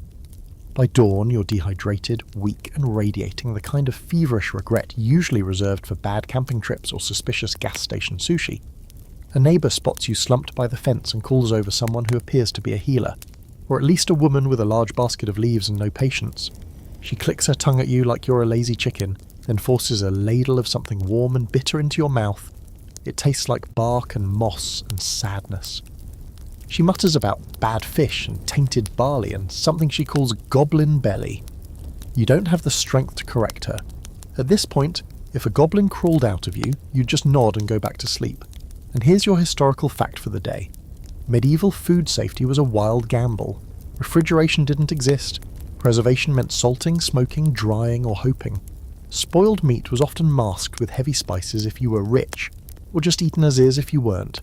Food poisoning wasn't a once-in-a-while inconvenience. It was a regular visitor.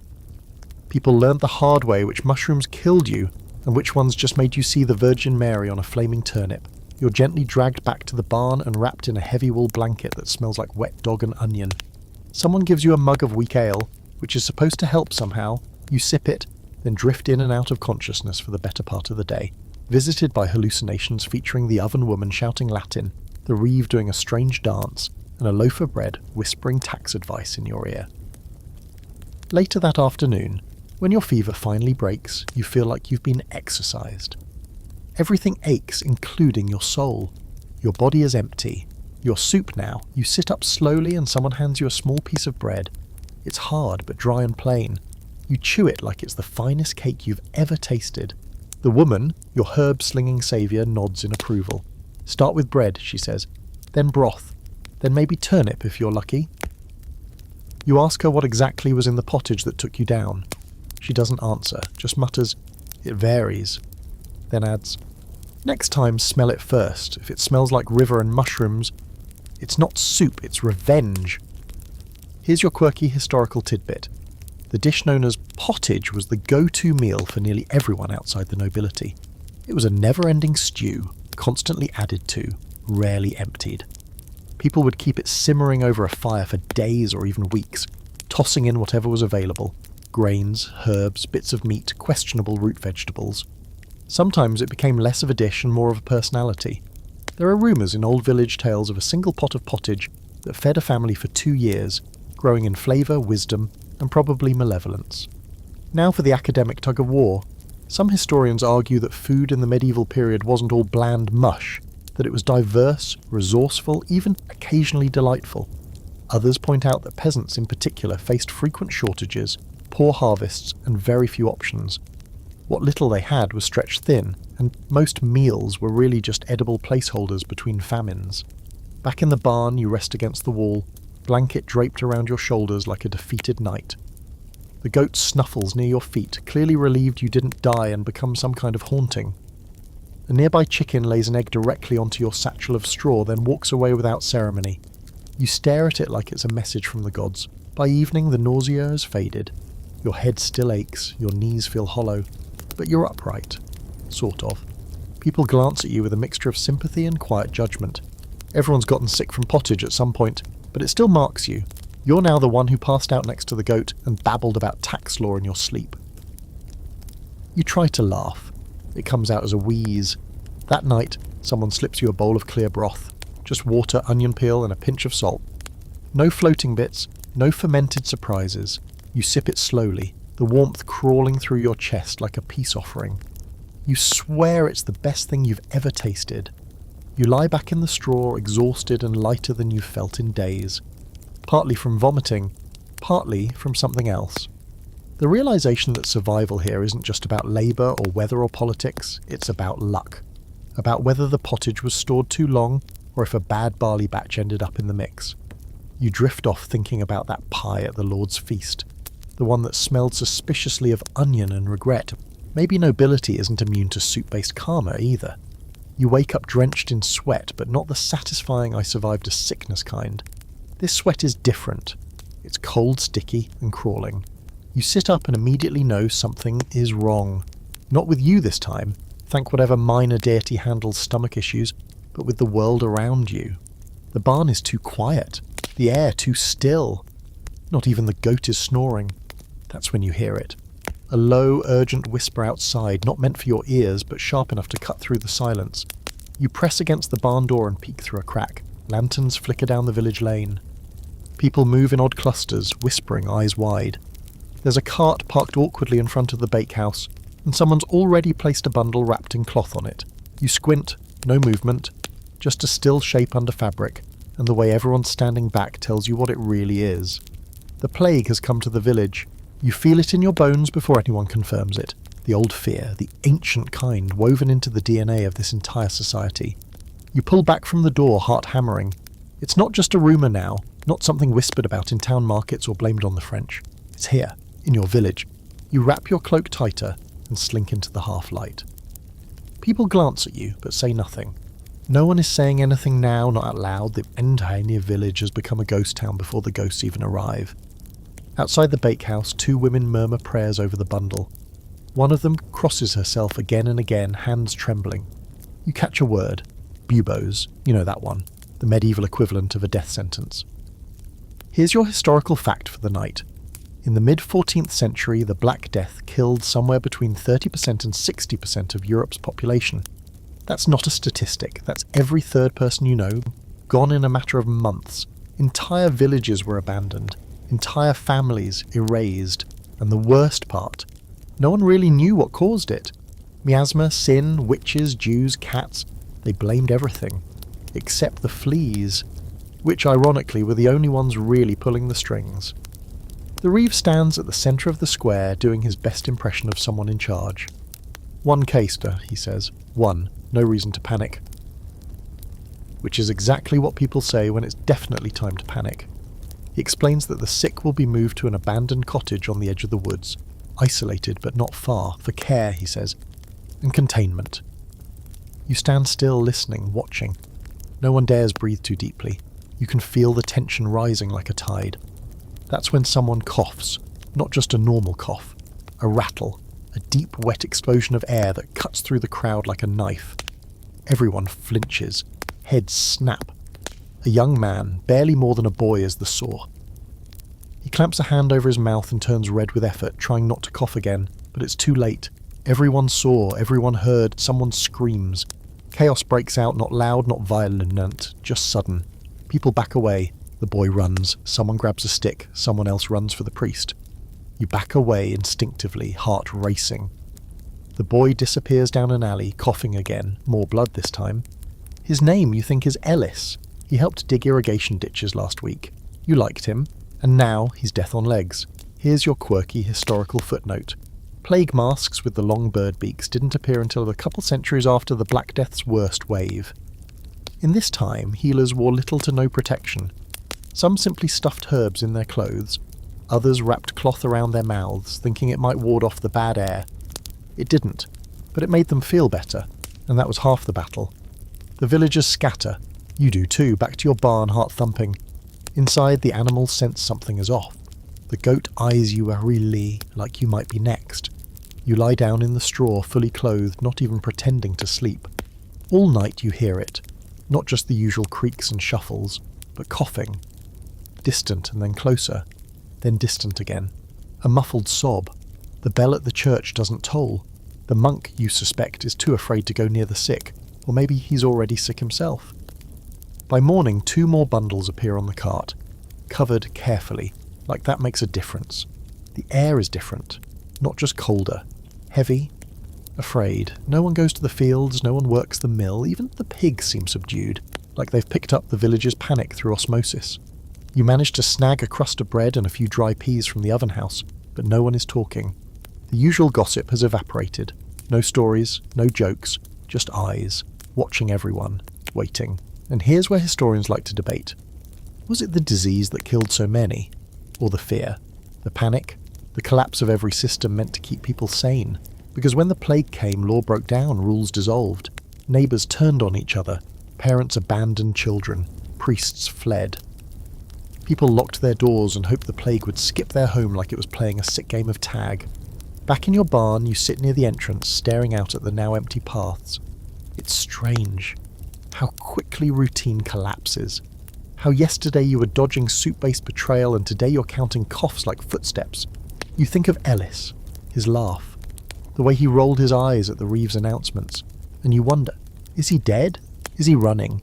Is he still coughing in some ditch with no one brave enough to bring him water? That night, you hear the church bell ring 3 times, not to mark the hour, to mark the deaths. You lie back in your straw, staring up at the ceiling, not even blinking. Not even tired. You knew this was coming, didn't you? This is the Middle Ages, after all.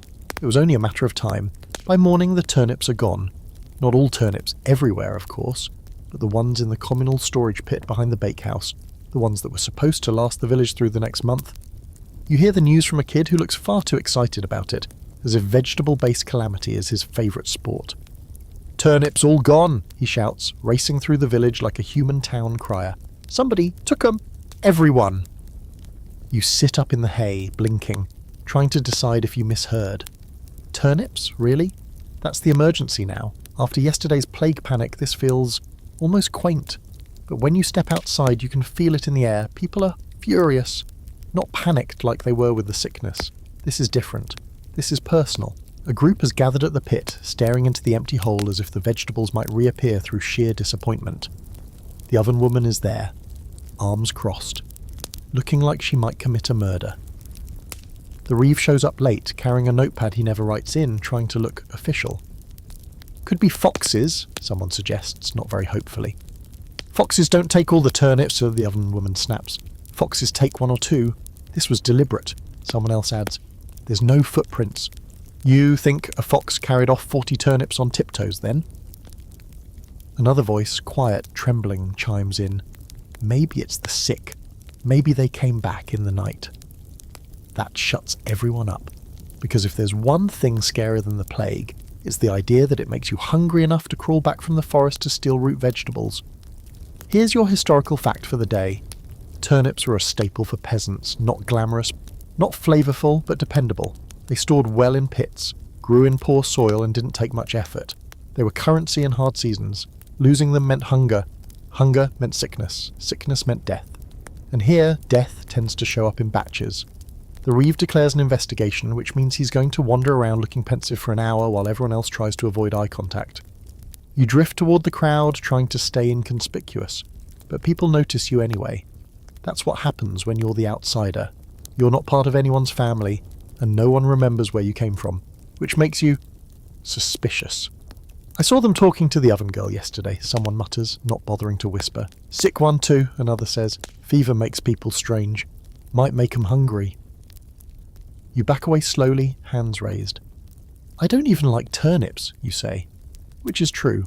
They taste like earthy soap. But no one's laughing. The tension in the air is thick enough to spread on bread. You escape to the field edge and sit under a tree, watching the village unravel over a pile of missing root vegetables. It would be funny if it weren't so real. Here's your quirky medieval fact. There were actual laws about vegetable theft. Stealing of growing goods was a punishable offence. Even children could be fined or beaten for snatching a cabbage. If you stole from the Lord's garden, that was worse. You could end up in the stocks, or lose a hand. Depends on how generous the local justice was feeling. Spoiler, it rarely felt generous. By midday, no one's working. No ploughing, no spinning, no milling. Everyone is too busy pointing fingers. Someone accuses the miller accuses the oven woman. The oven woman accuses the Reeve accuses outsiders, which is a fun way of saying you. A makeshift council forms near the well. You're not invited, obviously, but you hover near the edge like a well-meaning but very guilty-looking shrub. The conversation goes in circles. No one has evidence, no one saw anything. But everyone agrees the turnips are gone and someone must pay. Eventually the group settles on a compromise, rationing. Each household will get half their usual share of anything left. Meals will be smaller. No feasts, no extra loaves. And anyone caught hoarding or stealing will be dealt with. No one explains what that means. You don't ask. Later, while gathering firewood, you find yourself near the plague cottage, isolated, half hidden in the trees. You pause, heart thudding. Smoke curls from the chimney. Someone's inside, alive. Against every instinct you have, you approach. You knock once, no answer. Then the door opens a crack. Ellis. He's pale, sweating, but upright. Eyes sharp, not delirious, not coughing, not dead. You're not supposed to be here, he says, voice thin. You shrug, neither are you. He gives a faint laugh, then steps back to let you in. The room is warm, cramped. A small fire burns in the hearth. Herbs hang from the rafters. A bowl of soup steams on a rough table. It smells okay. I'm better, he says. I think. It didn't take me like the others. You glance at the soup, then at him. Then at the wooden box in the corner, lined with cloth. A few turnips sit inside. You didn't, you say. He doesn't answer, just looks away. You get him at it. You do. He was starving. Banished. Watching his friends die, alone. And the turnips were right there, behind a single plank and a prayer. Don't tell, he says quietly. Please. You nod. Slowly. Then you hand him the apple from your pocket. Half wrung and bruised, but real. He stares at it like it's a miracle. I'll try to bring more, you say, and you leave without waiting for a reply. Here's your scholarly debate for the day. Were medieval communities really as harsh as they're remembered? Or were they more compassionate than we give them credit for? Some argue that the system was rigid, rules first, people second. Others say that under the surface there was solidarity, mercy, unspoken arrangements. People helped, even when it was dangerous. You walk back into the village under cover of dusk. The air is colder now. The mood hasn't shifted. People are still angry, still looking for someone to blame. But you carry the knowledge that Ellis is alive, and that maybe, just maybe, Compassion still has a place here, tucked between the fear and the fungus and the missing turnips. That night, you eat your half portion of barley gruel and stare into the fire, wondering how long you can keep his secret, wondering if you already feel like part of this village, or if you're just another mouth they haven't noticed yet. The wind howls against the barn walls before the sun even rises, not a gentle breeze or a crisp morning gust, but a full-throated shriek, the kind that rattles rafters and makes even the bravest goat inch closer to the hay pile, like it might be safer buried under fluff and feathers. You're already awake, wrapped in your itchy blanket, sitting upright as the wind whistles through the cracks in the boards and the animals fidget with nervous energy. Something's coming. You feel it in your chest. Not fear exactly, though that's definitely present, but anticipation, like you're waiting for a thunderstorm that hasn't cracked yet. But when the door creaks open, it's not lightning. It's a boy, barely 13, panting and red-faced, with straw stuck to his hair and panic shining in his eyes. "They're here," he says, breathless. You stare at him. "Who?" He doesn't answer, just turns and runs. Outside, the village is stirring in that half-panicked way that suggests something bad has happened, and everyone already knows it's too late to stop. You follow the movement toward the edge of the fields, where a few men are armed with torches, pitchforks, and looks that suggest they haven't slept in 2 days. You fall in beside them without question, and that's when you hear it. The low guttural growl echoing from the woods beyond the plough lines. Wolves. Here's your historical reality check. Wolves were a real and present danger in medieval Europe. They weren't just folklore creatures lurking in fairy tales. They were actual hungry predators. Winter made them bolder. Weak livestock and unattended children were easy targets. Sometimes, in especially bad years, they ventured into villages. Sometimes they didn't leave. Someone thrusts a torch into your hand, nearly lighting your sleeve on fire in the process. You try not to look like the outsider who's never brandished fire before, which of course you are. "Circle the pens," someone shouts. "Keep the light moving," another adds. "Don't turn your back, they go for the back." Great. Add that to your growing list of things that want to kill you in this charming pastoral hellscape. Your position near the sheep pen, where 3 terrified ewes huddle together behind a rickety fence that would struggle to keep out a determined squirrel, let alone a pack of apex predators. You raise your torch, watching the tree line. There's a movement, then another. A flicker of something too low to the ground to be human, but too fluid to be wind. And then you see it. Just a glimpse. Yellow eyes, pale fur, silent, but not still. It vanishes between the trees before you can do anything but blink. The others saw it too. Tension spikes. Someone lights another torch. A man starts to pray.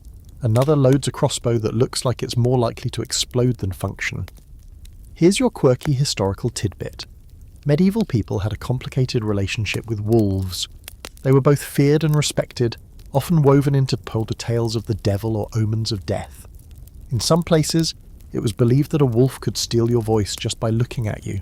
In others, killing one earned you status, sometimes even exemption from certain taxes, which honestly makes you consider grabbing a stick and heading into the woods yourself.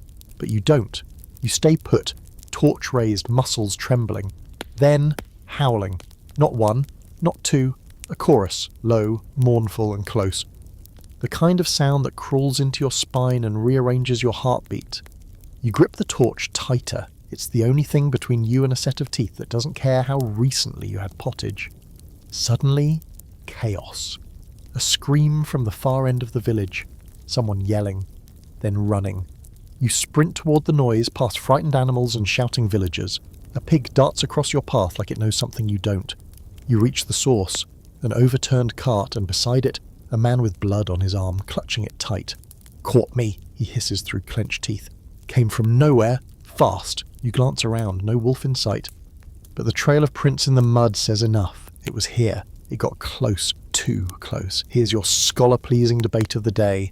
Were medieval wolves truly the man-eating monsters of legend, or just misunderstood victims of shrinking habitats? Some say they were vilified for centuries of fear. Others argue that desperate winters turned even shy predators into bold attackers. Either way, if a wolf came near your village, it wasn't a philosophical discussion. It was war. The injured man is dragged back to the church, where the priest tries to look like he knows what to do with a wound that probably needs stitches, antibiotics, and a tetanus shot. You don't stay to watch. You head back toward the barn with the rest of the night watch. The torches stay lit. No one speaks. Eventually dawn teases the horizon with a thin, grey line. You didn't sleep, but your body is beyond tired. You sit on a stump outside the barn, legs stretched, staring into the woods like they owe you something. The wolves are gone, for now, but everyone knows they'll be back. Maybe tonight. Maybe next week. Maybe when you least expect it.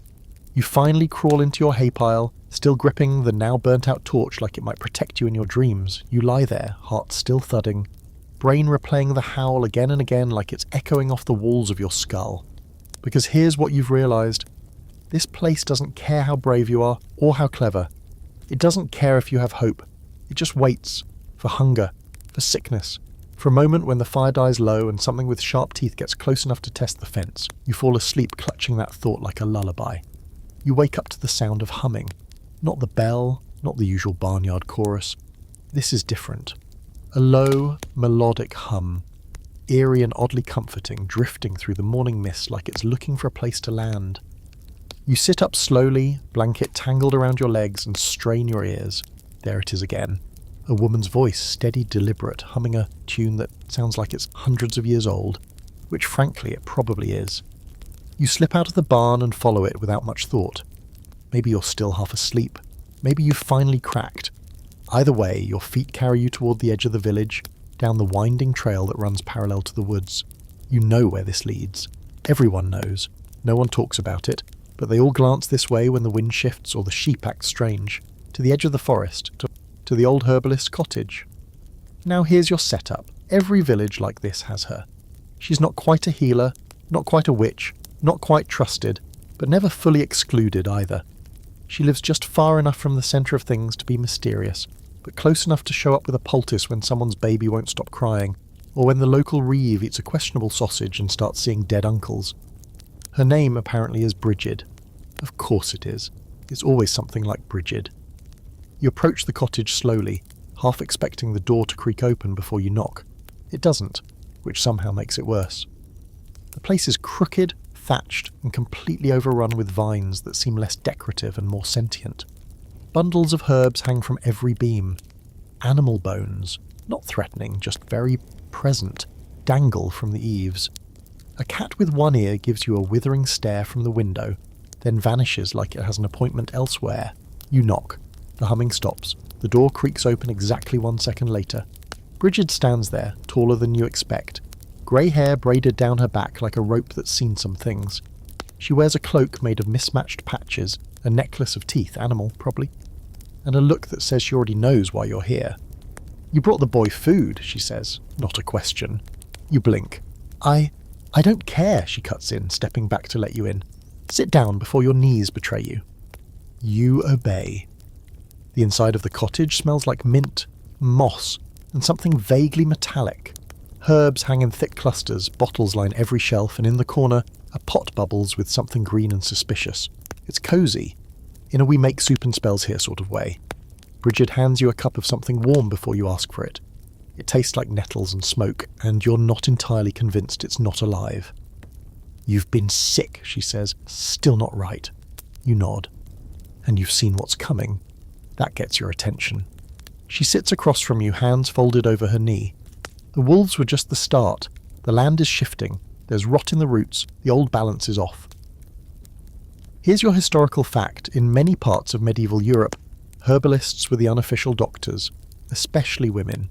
They passed down knowledge from mother to daughter, how to treat fevers, induce labour, soothe a burn. But because their knowledge existed outside the church or the Lord's authority, it made them targets. In good times, they were tolerated.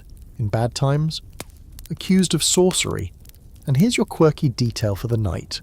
Some women were believed to talk to plants, not metaphorically, literally.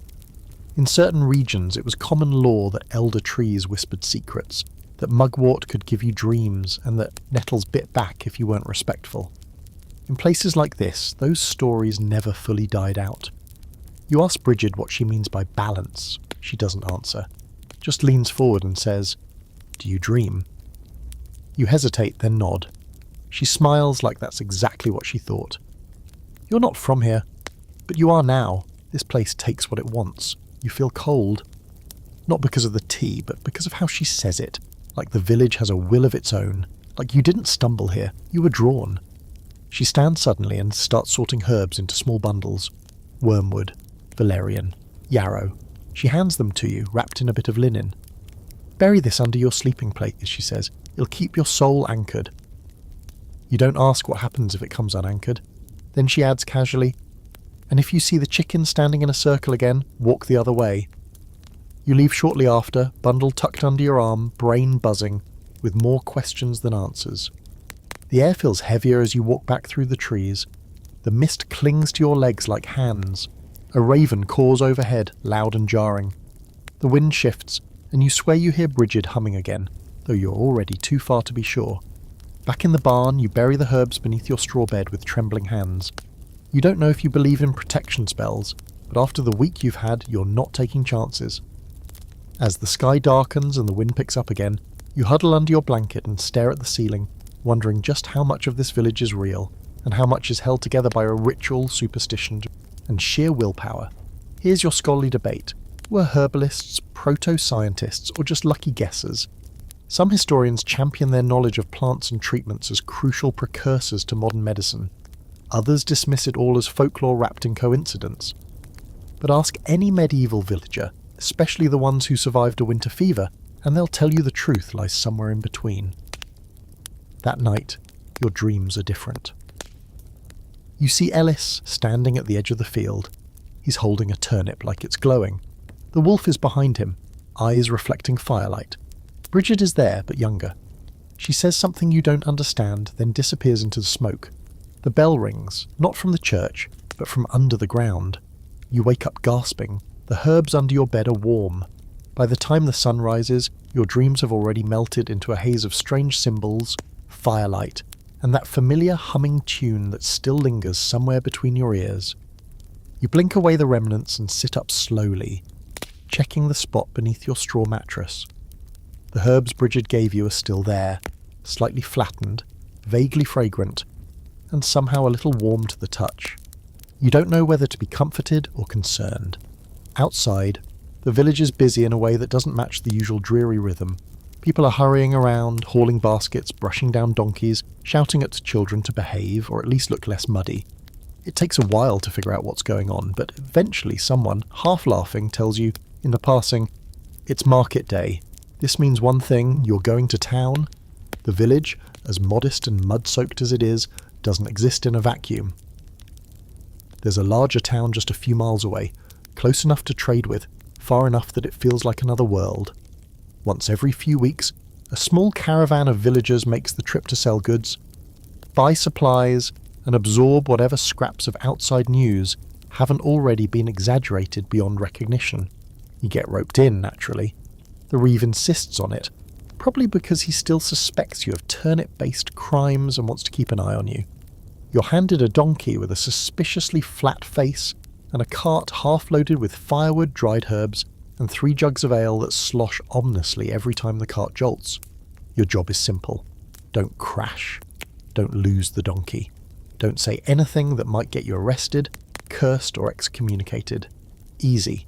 The journey takes over an hour. The path is muddy, narrow, and surrounded by thick tree that still whisper from last night's wind. Occasionally you pass another cart heading the opposite direction. A baker returning with flour, a monk travelling with a donkey loaded with scrolls, a pair of noblemen on horses who don't even glance at you. Class hierarchy, still thriving. Eventually the town comes into view, a jumble of stone walls, peaked roofs, banners flapping lazily in the breeze, and more people than you've seen in one place since arriving in this medieval wonderland of discomfort. The air smells different here, still earthy but sharper, more food, less manure, more human activity, less barnyard dread. You pass through the gate with your group greeted by a guard who clearly doesn't care as long as no one looks contagious. Welcome to the market. Now, this isn't a sleek medieval fair with minstrels and candied apples. This is organised chaos. Stalls are crammed into every corner. People shout about onions like they're diamonds. Geese run underfoot. Someone's selling eels from a bucket that smells like it knows secrets. A child is wrestling a chicken for sport or possibly for lunch. Your cart is directed toward a muddy row where village folk trade their humble offerings, bundles of thyme, carved spoons of eggs carefully packed in straw, and the one guy who swears his bread is blessed by a saint no one's ever heard of. You help unload your share, then are promptly told to stay out of the way. Apparently your face isn't market charming, which leaves you free to explore. You wander, trying not to look too lost or too modern. You pass stalls selling rough-spun cloth, beeswax candles, dried fish, tiny wooden figurines of saints with eyes painted slightly askew, and the occasional boot that looks like it might last a whole week before falling apart. You buy a dried apple with the last of your borrowed coins and gnaw at it while taking in the absurdity around you. That's when you notice the pig race. Yes, a pig race. It's not official, no banners, no prizes, just a bunch of kids yelling and chasing pigs down a lane while adults cheer and occasionally place bets using pebbles, buttons, or dubious promises. One of the pigs appears to be winning out of sheer panic. Another stops halfway through to roll in mud and completely upend the race structure. You stand there stunned as someone next to you shouts, 3 pebbles on the fat one, and thrusts a chunk of cheese into your hand. And you try to give it back. They think you're a rival bettor. Now you're part of this. You have officially lost control of the narrative. Here's your historical nugget of the day. Medieval markets weren't just about buying and selling. They were the social hubs of the region. Information, gossip, romance, fights, court cases, everything happened at the market. Games like pig races, puppet shows, or bear baiting, not today thankfully, were common. It wasn't just commerce, it was culture. Slightly muddy, slightly drunk culture. Here's your fringe fact. In some markets, pigs had right of way, you read that correctly. In certain towns, if a pig wandered into the street during market hours, you had to step aside, because technically the pig was considered part of the inventory. You've now seen enough chaos to believe this completely. You spend the afternoon watching a juggler nearly hit himself with a torch, dodging a man selling medicinal mushrooms that smell like foot rot, and avoiding a woman shouting about cheese so loudly you're certain she's part banshee. And then you hear something that stops you cold. A voice nearby shouting about a witch. You turn, heart-thudding, and spot a group of boys tormenting an elderly woman at the edge of the market. She's hunched, wrapped in rags, clutching a small bag of herbs. One of the boys throws a stone, another spits. You step forward before you even think about it. "Leave her alone," you say, quiet but sharp. They glance at you. "She cursed me brother's cow," one mutters. "Your brother's cow is probably just in heat," you reply. The boys look stunned. The old woman looks amused. The smallest one mutters something rude and runs off. The others follow. The woman nods to you, presses a smooth stone into your palm and vanishes into the crowd. You stare at the stone. It's nothing special, just a flat piece of river rock, but it's warm. And here's your scholarly debate. How did society distinguish between a healer and a witch? Some argue it was the politics, others say it was fear. The truth is, if you were a woman with knowledge, you are walking a fine line. Be useful and you're tolerated. Be too useful, or worse, weird, and suddenly you're a threat. And threats got tied to stakes. By the time you return to the village, it's dark. The market fades behind you like a fever dream. You unload the empty cart, brush down the donkey, and return to your barn bed, the stone still in your pocket. You fall asleep thinking about pigs, voices, witches, and the strange warmth of a rock you definitely didn't ask for. You wake up with a chicken perched on your chest and a song in your head, except it's not yours. It's echoing faintly across the village, too rhythmic to be natural, too loud to be just humming. You sit up and blink blearily into the sunlight pouring through the barn's wide, crooked slats. The chicken clucks once, disapprovingly as always, and hops off as if it has somewhere more important to be. You stretch your aching limbs and stumble outside, rubbing your eyes with the back of your sleeve. The melody's louder now, accompanied by a twangy instrument that sounds like someone torturing a harp with their bare hands. The villagers are gathering in small clusters, peeking around corners and squinting toward the village green. You follow the sound, still unsure if this is real or another fever dream sponsored by questionable pottage. But there he is, standing on a broken cart, strumming a battered lute like it owes him money, is a man dressed in layers of patched, flamboyant clothing that clearly haven't been washed in this decade. His hat is too big, his grin is even bigger, and he's absolutely basking in the attention. "The travelling bard," someone whispers is beside you. Ah, of course, the travelling bard. You've seen this character before, in movies, books, video games, but standing here now, it's clear he's less Shakespeare and more chaotic street performer. He strums again and belts out a verse about a dragon who fell in love with a blacksmith's daughter. The rhyme scheme is sketchy, the dragon's accent suspiciously French, and the whole performance seems to be held together by sheer charisma and the fact that no one in the village has been this entertained in weeks. You sidle closer, and the bard notices. He grins at you like you're a long-lost drinking partner and launches into a new tale. This one about a knight who jousted a bear for love. The bear apparently won. The villagers are eating it up. Kids squeal with laughter. Adults smile despite themselves. Even the reeve is standing in the back, arms crossed but clearly listening. For a moment, the village feels lighter. Less itchy, less doomed. Here's your historical fact for the day. Bards and minstrels were real, travelling performers who moved from village to village, offering songs, stories and gossip in exchange for food, coin or a place to sleep. They were entertainers.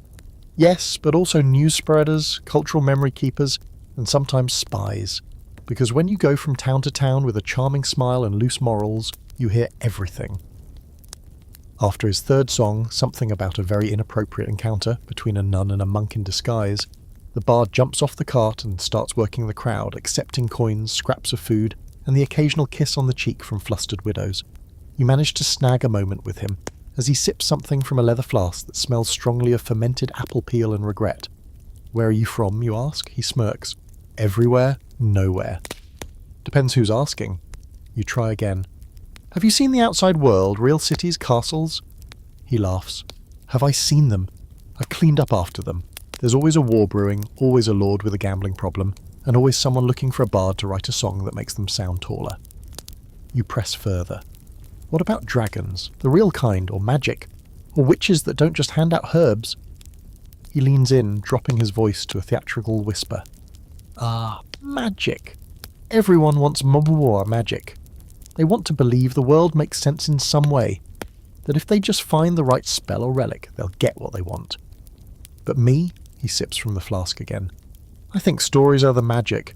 Make people laugh, cry, believe for a minute. That's better than turning a frog into a prince. And here's your quirky fact.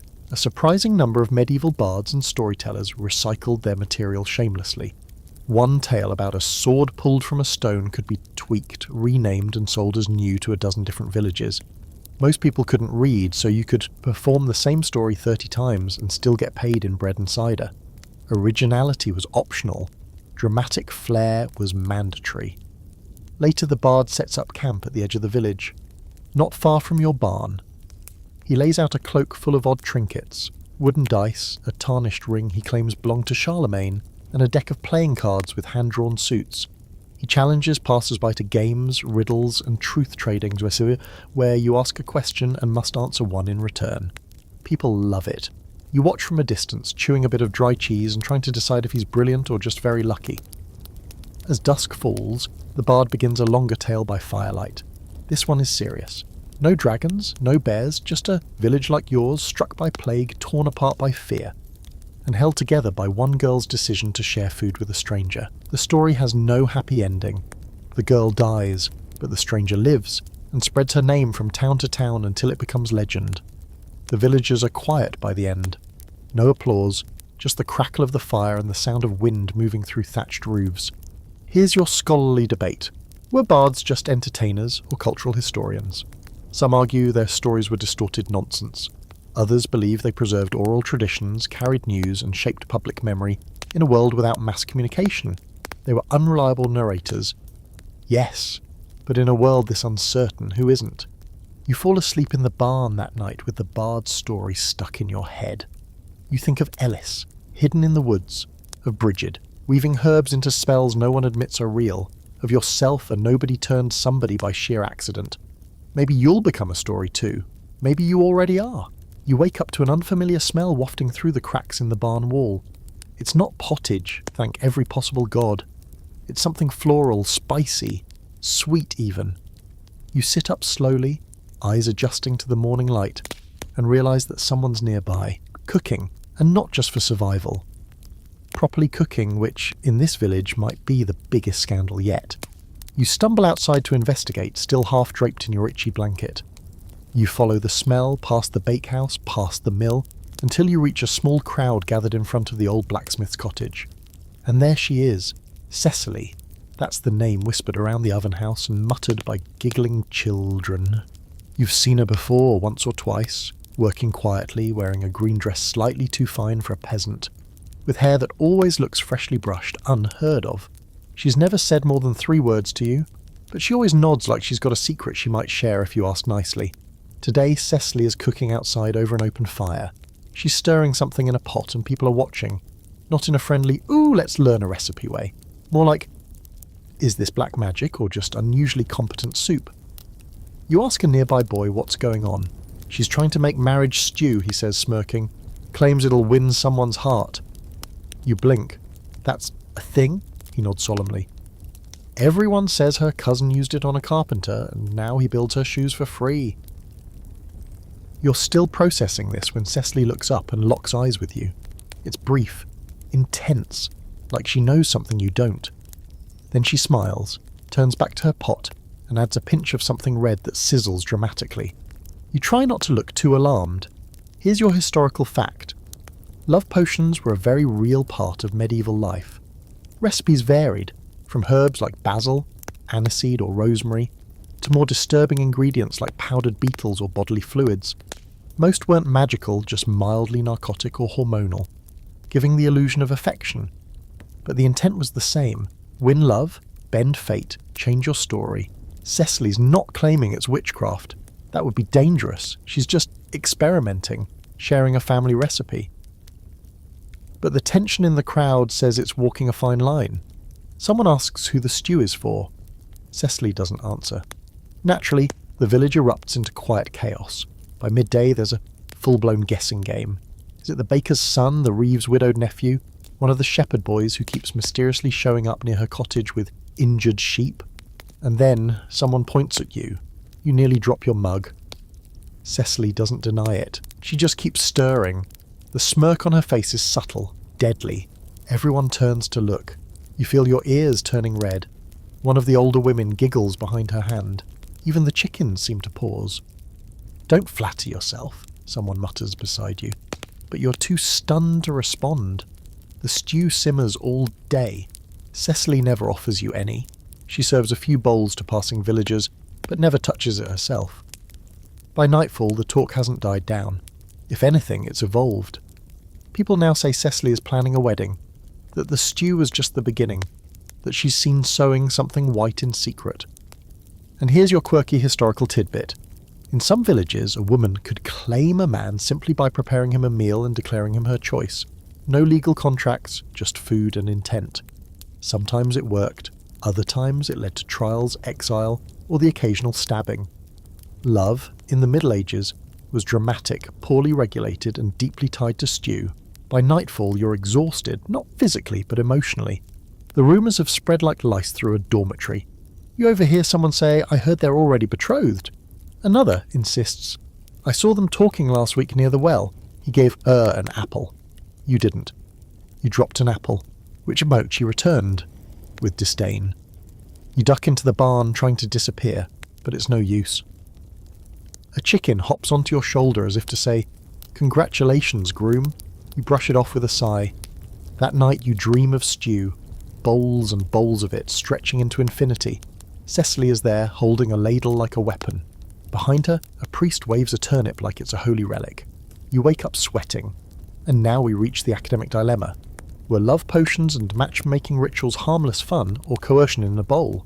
Some historians frame them as early tools of agency, especially for women who had little power in choosing partners. Others argue it blurred the line between consent and manipulation. Either way, it was real, and it worked, sometimes. The next morning you avoid the main square.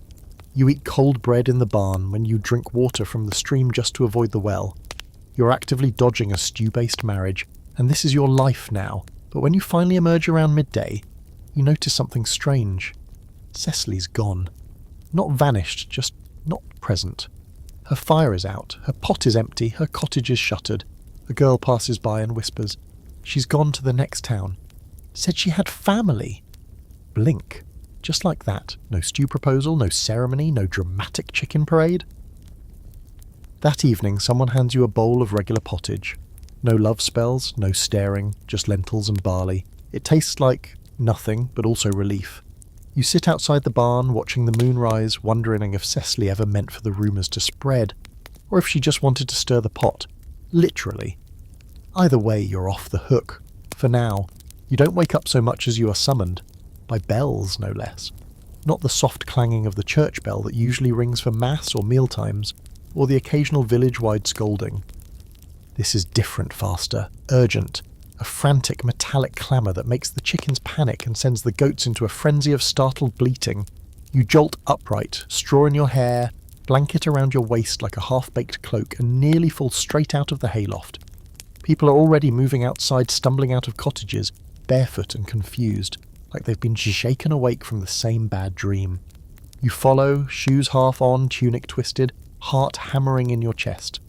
The bell keeps ringing, and now you see where it's coming from. The gate. You didn't know your village even had a gate. Technically, it's more of a leaning wooden arch with a pair of creaky doors that no one's bothered to close in years, but it's a gate nonetheless, and this morning it's being guarded by 3 wide-eyed teenagers and a man who's probably never held a weapon until 5 minutes ago. He's gripping a pitchfork like it's both sacred and cursed. Someone's coming. You move through the gathering crowd and finally see it, a dust cloud on the horizon, kicked up by hooves, wheels, and the kind of travel that says, "We didn't stop for sleep." It's not bandits, not soldiers, merchants, a caravan, at least 6 carts deep, trundling toward your quiet little medieval snow globe. And not just any caravan, a noble's retinue. The lead cart is draped in fabric so fine it makes your cloak feel like sandpaper. 2 banners flutter above it, one you don't recognise and one you definitely do. The local lord's sigil, a stylised boar with a sword in its mouth, which you've always assumed was some kind of inside joke about his temperament. Here's your historical fact. Nobles didn't travel for fun. When they visited villages, it usually meant something was being collected, enforced, or punished. Taxes, land disputes, or worse, conscription. Sometimes they brought entertainment or news, but usually they brought tension, because when rich people arrive uninvited, something's about to get taken.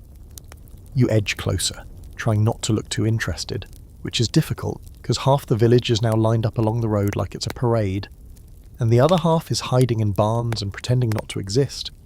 The first rider, dressed in bright blue and looking very self-satisfied, announces, "Make way for Lord Edric of Thornwick, representative of the King's peace and bearer of the Silver Order." A mouthful, but people bow anyway, muttering, "My lord," like they've practiced it. You don't bow, not out of defiance. You're just still trying to figure out what exactly a Silver Order is. Sounds prestigious. Possibly made up. The carts roll in, rickeying under the weight of tapestries, barrels, chests, and more food than your entire village has seen in 3 harvests. Then comes Lord Edric himself astride a white horse so pristine it looks carved out of smugness. He's young, clean-shaven, and dressed in velvet that has never been anywhere near manual labour.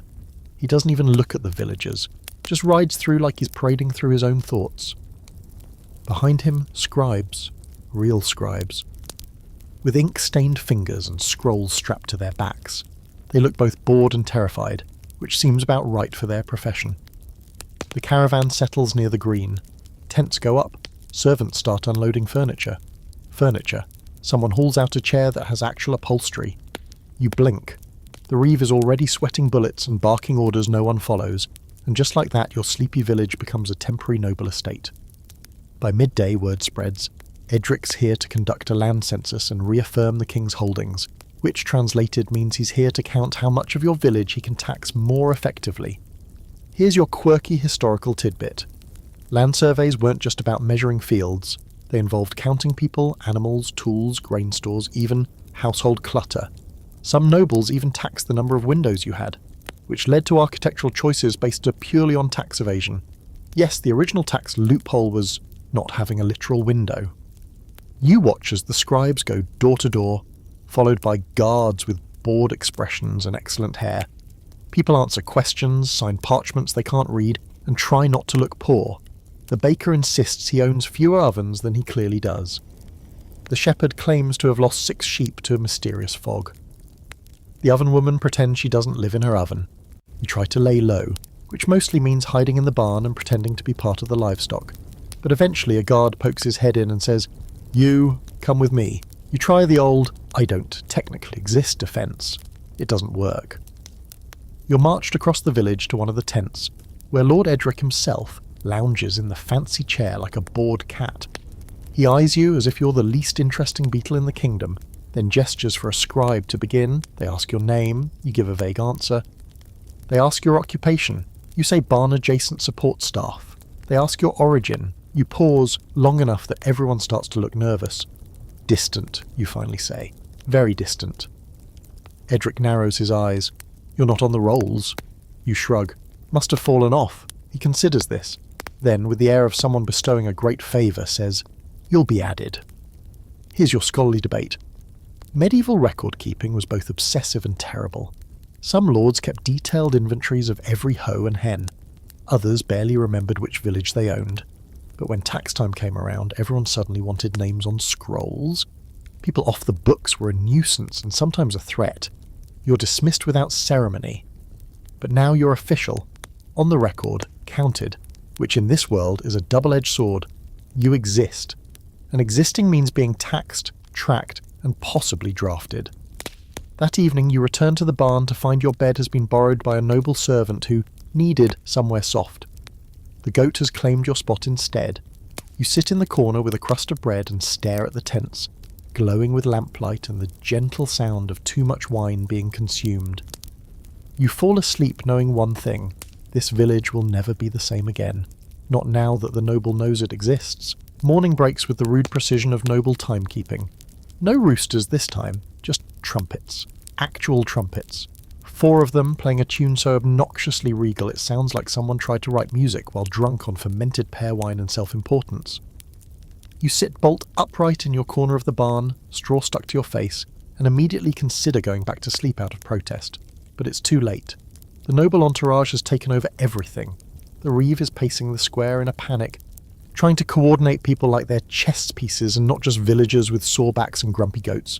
The lord expects a display, he mutters to no one in particular. We must appear impressive. Impressive.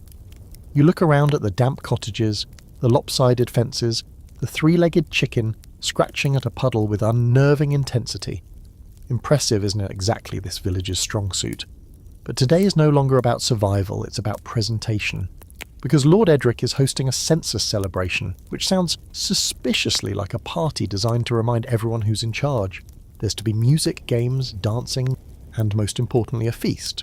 You, of course, are volunteered to help. No one asks. The reeve just points and says, You've got labbed or legs. Use them. You spend the morning hauling firewood, carrying baskets of wilted greens, and chasing a pig that someone claimed was trained, but clearly speaks only in chaos. By midday the square is transformed, at least relatively. Someone swept it. Bunting made of torn fabric triangles hangs between trees. The noble servants have set up a canopy with real linen tablecloths, which blow in the wind like they're too good to be here. A makeshift stage has been built from broken planks, and someone's even attuned the village's one remaining harp, which mostly sounds like a cat in distress, but still points for effort. The feast is set to begin at dusk. Until then, it's entertainment hour. That's how you find yourself watching a juggling competition between 3 toothless men and one very enthusiastic child with questionable hand-eye coordination.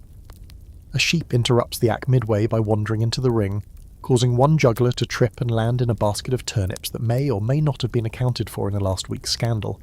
The crowd loves it.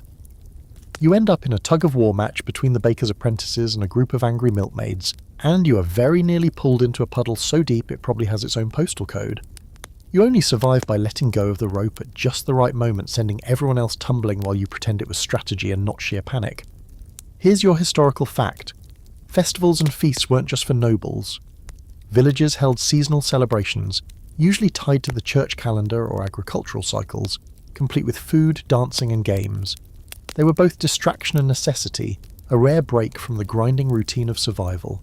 Even if you only had porridge and flat ale, you called it a feast, because names make things feel important. Back near the canopy, the nobles' scribes are scribbling, probably noting which villagers look particularly strong, or how many pigs are healthy enough to be taxed. Lord Edric lounges on a padded bench, sipping from a jewelled cup and offering the occasional nod like a benevolent statue. He hasn't spoken directly to anyone all day, but the servants dart back and forth to keep him supplied with small pies, fresh fruit, and the kind of wine that smells like vinegar but costs more than the entire village makes in a week. And then, finally, the food arrives. You're handed a plate, not a bowl, a plate.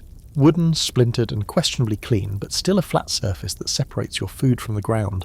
That's luxury. The meal?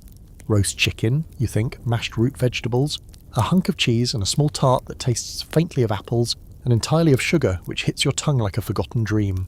You eat in silence, sitting at the edge of the square, watching as the others dance to music played by a travelling fiddler who may or may not have fleas. It doesn't matter. Everyone's smiling. Even the reeve looks marginally less constipated than usual. And then Lord Edric stands. Silence falls immediately. He steps onto the stage with the stiff elegance of someone who has never climbed a hill in his life and raises a goblet. To the king, he declares, and to his loyal people. Everyone raises their mugs and murmurs assent. And, he adds, to new beginnings. People glance around, confused. New beginnings? That's when he explains it. The census wasn't just about counting, it was about evaluating. This village, he says, shows potential. The land is fertile, the people hardy, which is why, effective immediately, it's being upgraded to a provisioning outpost. You look around, no one knows what that means. He explains further. An outpost supplies the lord's estate with regular goods, grain, livestock, firewood and labour. More taxes, more rules, more oversight. You're now important, which in feudal terms translates to useful enough to be drained dry.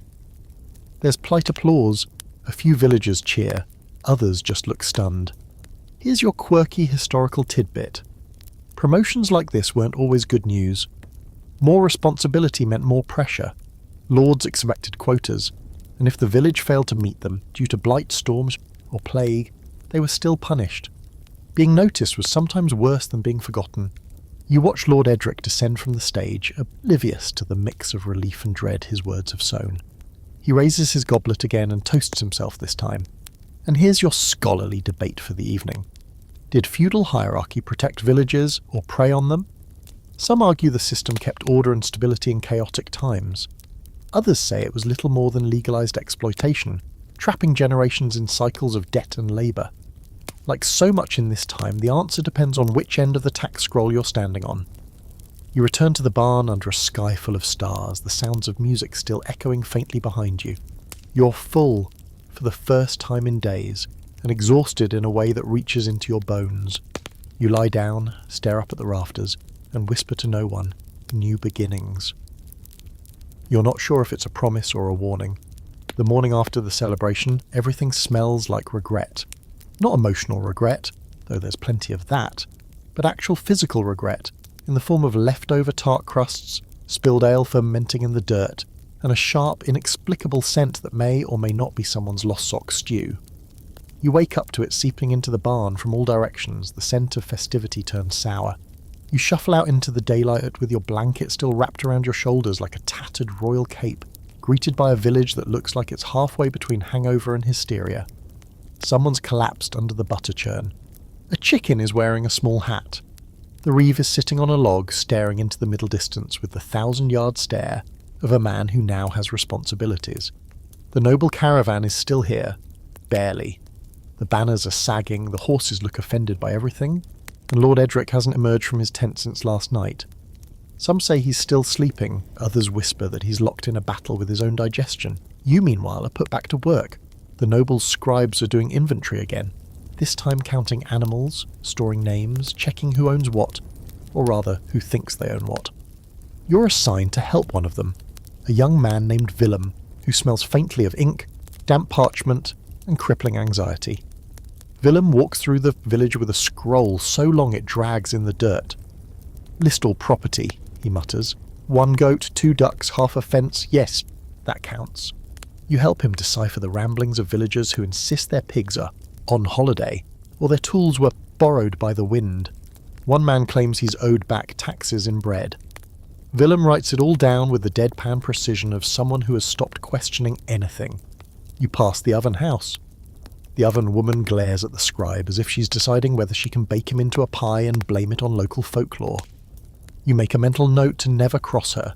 Here's your historical fact for the day. When nobles expanded their holdings, one of the first things they did was assess everything. Not just land, but labour, productivity and potential for profit. Feudal records like manorial rolls or domesday books were exhaustive. If you owned 3 geese and a slightly tilted wheelbarrow, it went on the list. Nothing was too small or too taxable. By midday, Willem and you reach the edge of the village, where Ellis's old trail disappears into the woods. Willem squints at the underbrush. "There's a structure marked here," he says, confused. "A cottage." You hesitate. Say nothing. Willem raises an eyebrow. "It's abandoned." You nod. He scratches something out and writes dilapidated. You exhale. The visit ends without incident, but that cottage is now on a noble ledger, and you can feel a tickle of worry under your ribs that won't go away. Later, back in the square, preparations begin for what the Reeve is calling structural alignment, which is a very noble way of saying let's tear down everything crooked and pretend we live in a model village. The new order demands that homes be inspected, fences mended, and livestock kept in standardised enclosures. Even the church gets roped into it, the monk reluctantly dragging a bench outside, grumbling about symmetry and heresy. The Reeve barks at a group of children to stop playing near the noble's cart. They respond by tying reeds to a chicken and calling it a sky beast. You wish deeply that you could join them. Here's your quirky historical tidbit. Medieval villages didn't follow blueprints. They grew like weeds, organically, unevenly, often built from whatever was lying around. The idea of symmetry, zoning, or enforced layout came from cities, not places like this. So when nobles tried to impose order, the result was usually resentment, half-finished walls, and at least one person falling into a ditch. You spend the rest of the afternoon helping fix a fence you don't own with wood that doesn't fit, under the supervision of a Reeve who doesn't know how the nails work. You hammer, saw, and splinter your fingers with the grace of a one-legged goat. By the time the sun starts to dip, you're covered in sweat, dirt, and something that smells suspiciously like fermented cabbage. And that's when Lord Edric finally emerges. He looks worse than yesterday. Paler, hollow-eyed, wearing the kind of expression that suggests he's reconsidering his career, his birthright, and maybe all of existence. His velvet coat is buttoned wrong, his boots are dusty. He looks around at the village like he's seeing it for the first time and not liking what he sees. He mutters something to his steward, who writes it down grimly. You hear a phrase whispered from the scribes, contingency plan. That night, while others are snoring, arguing, or chasing goats that have escaped the new standardised enclosure, you sneak out to the edge of the woods and follow the trail to Ellis's cottage. He's there, thinner, paler, but alive. You pass him a piece of stale bread and tell him what's happened. He listens in silence. "They'll take this place, Bourgeois," he says quietly. You nod. "I know." He glances at the moon through a crack in the roof. "Then I'll move deeper. There are ruins beyond the ridge, forgotten places. I'll manage." You want to argue, you want to offer a better solution, but there isn't one. Not in this world. Here's your scholarly debate. When power reaches too far, what happens to the margins? Historians wrestle with the question of how centralised control shaped rural lives. Some argue it brought stability, others insist it crushed autonomy. But for people like Ellis, and maybe even like you, it often meant one thing: disappear or be rearranged. You return to the village in the dark, where fires still crackle, and the scribes' tents cast long shadows across the green. You lie down in the barn, exhausted and uneasy. Because while the village might be getting upgraded, it's not for the villagers. It never was. And you can't shake the feeling that the next bell you hear won't be calling for celebration. It'll be calling for change. You wake up to laughter. Sharp, rhythmic, the kind that sounds rehearsed but isn't. It's not the usual kind of village laughter either. Not the tired chuckle of someone pretending to enjoy pottage, or the wheezing guffaw of the baker after one too many ales. This is court laughter. Performed. Decorative. A show. You roll over in the hay and blink through the barn slats. Outside, the morning light is still soft, still low. You can just make out figures gathering at the village green again. Servants, scribes, a few villagers looking unsure of themselves. There's no trumpet this time, just that strange, tinny laughter, echoing across the damp air like a bad omen wearing perfume. You throw on your tunic and wander over, half expecting another tax form, another speech, another symbolic restructuring of local governance that translates to "We own your shovel now," But when you arrive, what you see stops you dead in your tracks. There's a cow, a large, droopy-eyed, slightly confused cow standing in the centre of the green on a freshly cleaned rug. It's wearing a garland of flowers. Someone has polished its hooves, and at its side stands none other than Lord Edric, resplendent in a new cloak, holding a scroll in one hand and a long, shiny sword in the other. He looks exhausted. The reeve clears his throat. This morning, by noble decree, the Lord of Thornwick will bestow a special honour upon this beast. You glance around. Is this a prank? A ritual? Some long-lost pagan rite involving livestock and weird moon phases? No, it's a knighting.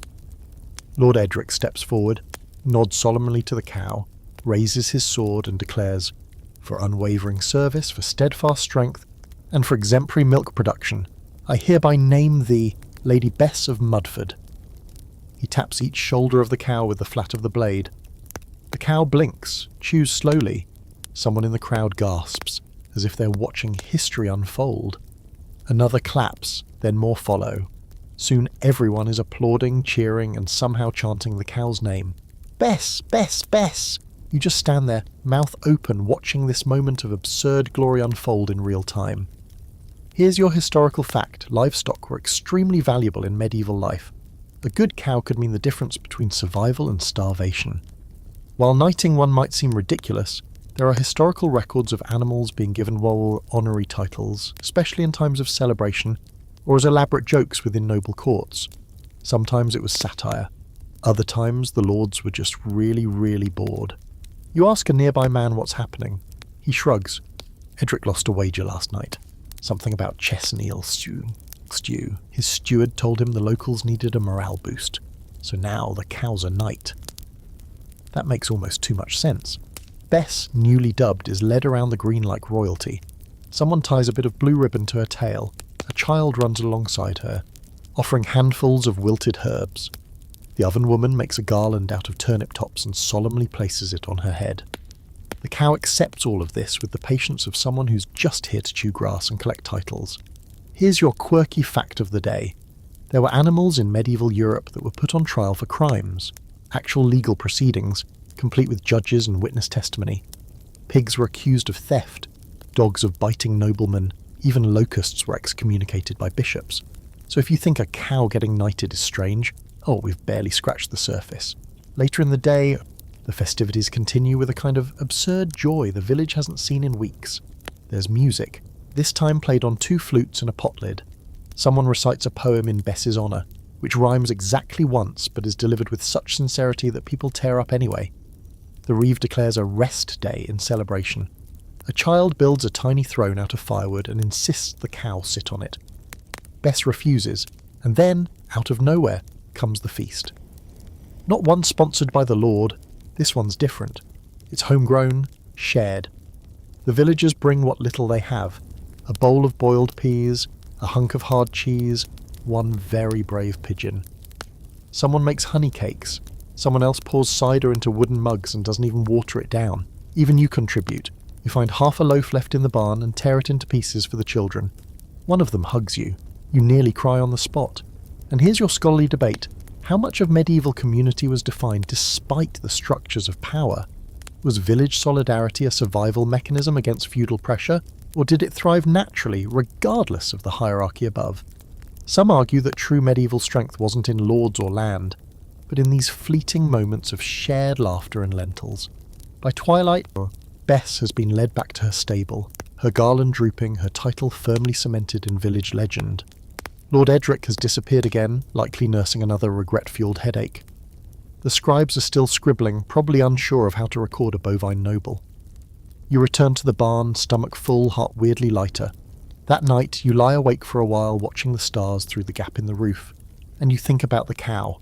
Not because she was knighted, not because the villagers cheered her name, but because for one perfect day, in a muddy little village under the ever-present shadow of tax and plague, people chose to celebrate something silly, something joyful, something harmless, and that somehow felt more magical than any spell. You wake up the next morning to a strange quiet.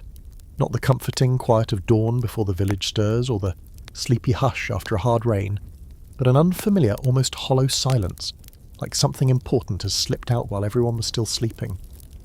You sit up slowly, scanning the barn. The animals are there. The goat is snoring. The chicken is dreaming of conquest. But outside, the birds aren't singing. The usual shuffle of footsteps, the creak of wooden doors, the barking of the baker's dog, it's all missing. You throw on your cloak and step outside, heart already uneasy. The village is still there, of course, in all its lopsided charm, but something has changed. The tents are gone. The noble's entire retinue, carts, banners, scribes, servants, vanished in the night. No trumpets, no fanfare, just absence. Like a travelling storm that forgot to make a sound when it left. You wander the green in a daze. The only sign that Lord Edric was ever here is the indentation where his ridiculously padded chair sat, and a few scraps of parchment fluttering in the breeze, half buried in the grass. One of them reads, "Requisition request, 20 chickens, denied." You pocket it. The reeve appears, bleary-eyed and wearing his emergency cloak, the one that looks like it used to be a curtain. "Gone," he says, staring at the spot where the noble's canopy once stood. "Didn't even wake me. I'm the reeve." You try not to laugh. Others emerge, one by one, each reacting with a blend of relief and confusion. The oven woman raises an eyebrow and mutters, "I knew they wouldn't last." Someone else cheers. The shepherds exchange looks like they have just been let off the hook for something. The pigs, perhaps sensing their tax-exempt future returning, grunt happily. But the mood isn't entirely joyful. There's tension too, because if they left without warning, it means either A, they had a very sudden change of heart, or B, they were running from something. You start poking around, not because you're particularly brave, but because no one else is, and also that you're curious, which is probably how you ended up here in the first place. You find the first clue near the tree line, a broken wheel from one of the noble's carts. The grass is torn up as if the entire thing was dragged away in a hurry. There are boot prints, deep and hurried, heading into the woods. You follow them only a few steps before stopping. There's something emitting from the low branch of a tree, a pouch. You reach up, open it. Inside, a folded letter sealed with red wax. The wax is cracked, the seal, Lord Edric's. The handwriting is rushed, jagged. Not the fancy court script from before, it reads, "Left early, no time to explain. Something wrong with the woods, sounds at night, eyes in the trees. We may have stayed too long, tell no one. Burn this." You don't burn it, obviously. You head back to the village, pulse racing, mind turpinings. You say nothing yet. Instead, you tuck the note inside your cloak and watch as everyone slowly, cautiously settles back into routine. The blacksmith reopens his forge. The children resume their battle over who owns the king rock, and Bess, the cow, is now wearing a paper crown. Here's your historical fact. Noble visits were rarely neutral. Even when they were celebratory, they were disruptions.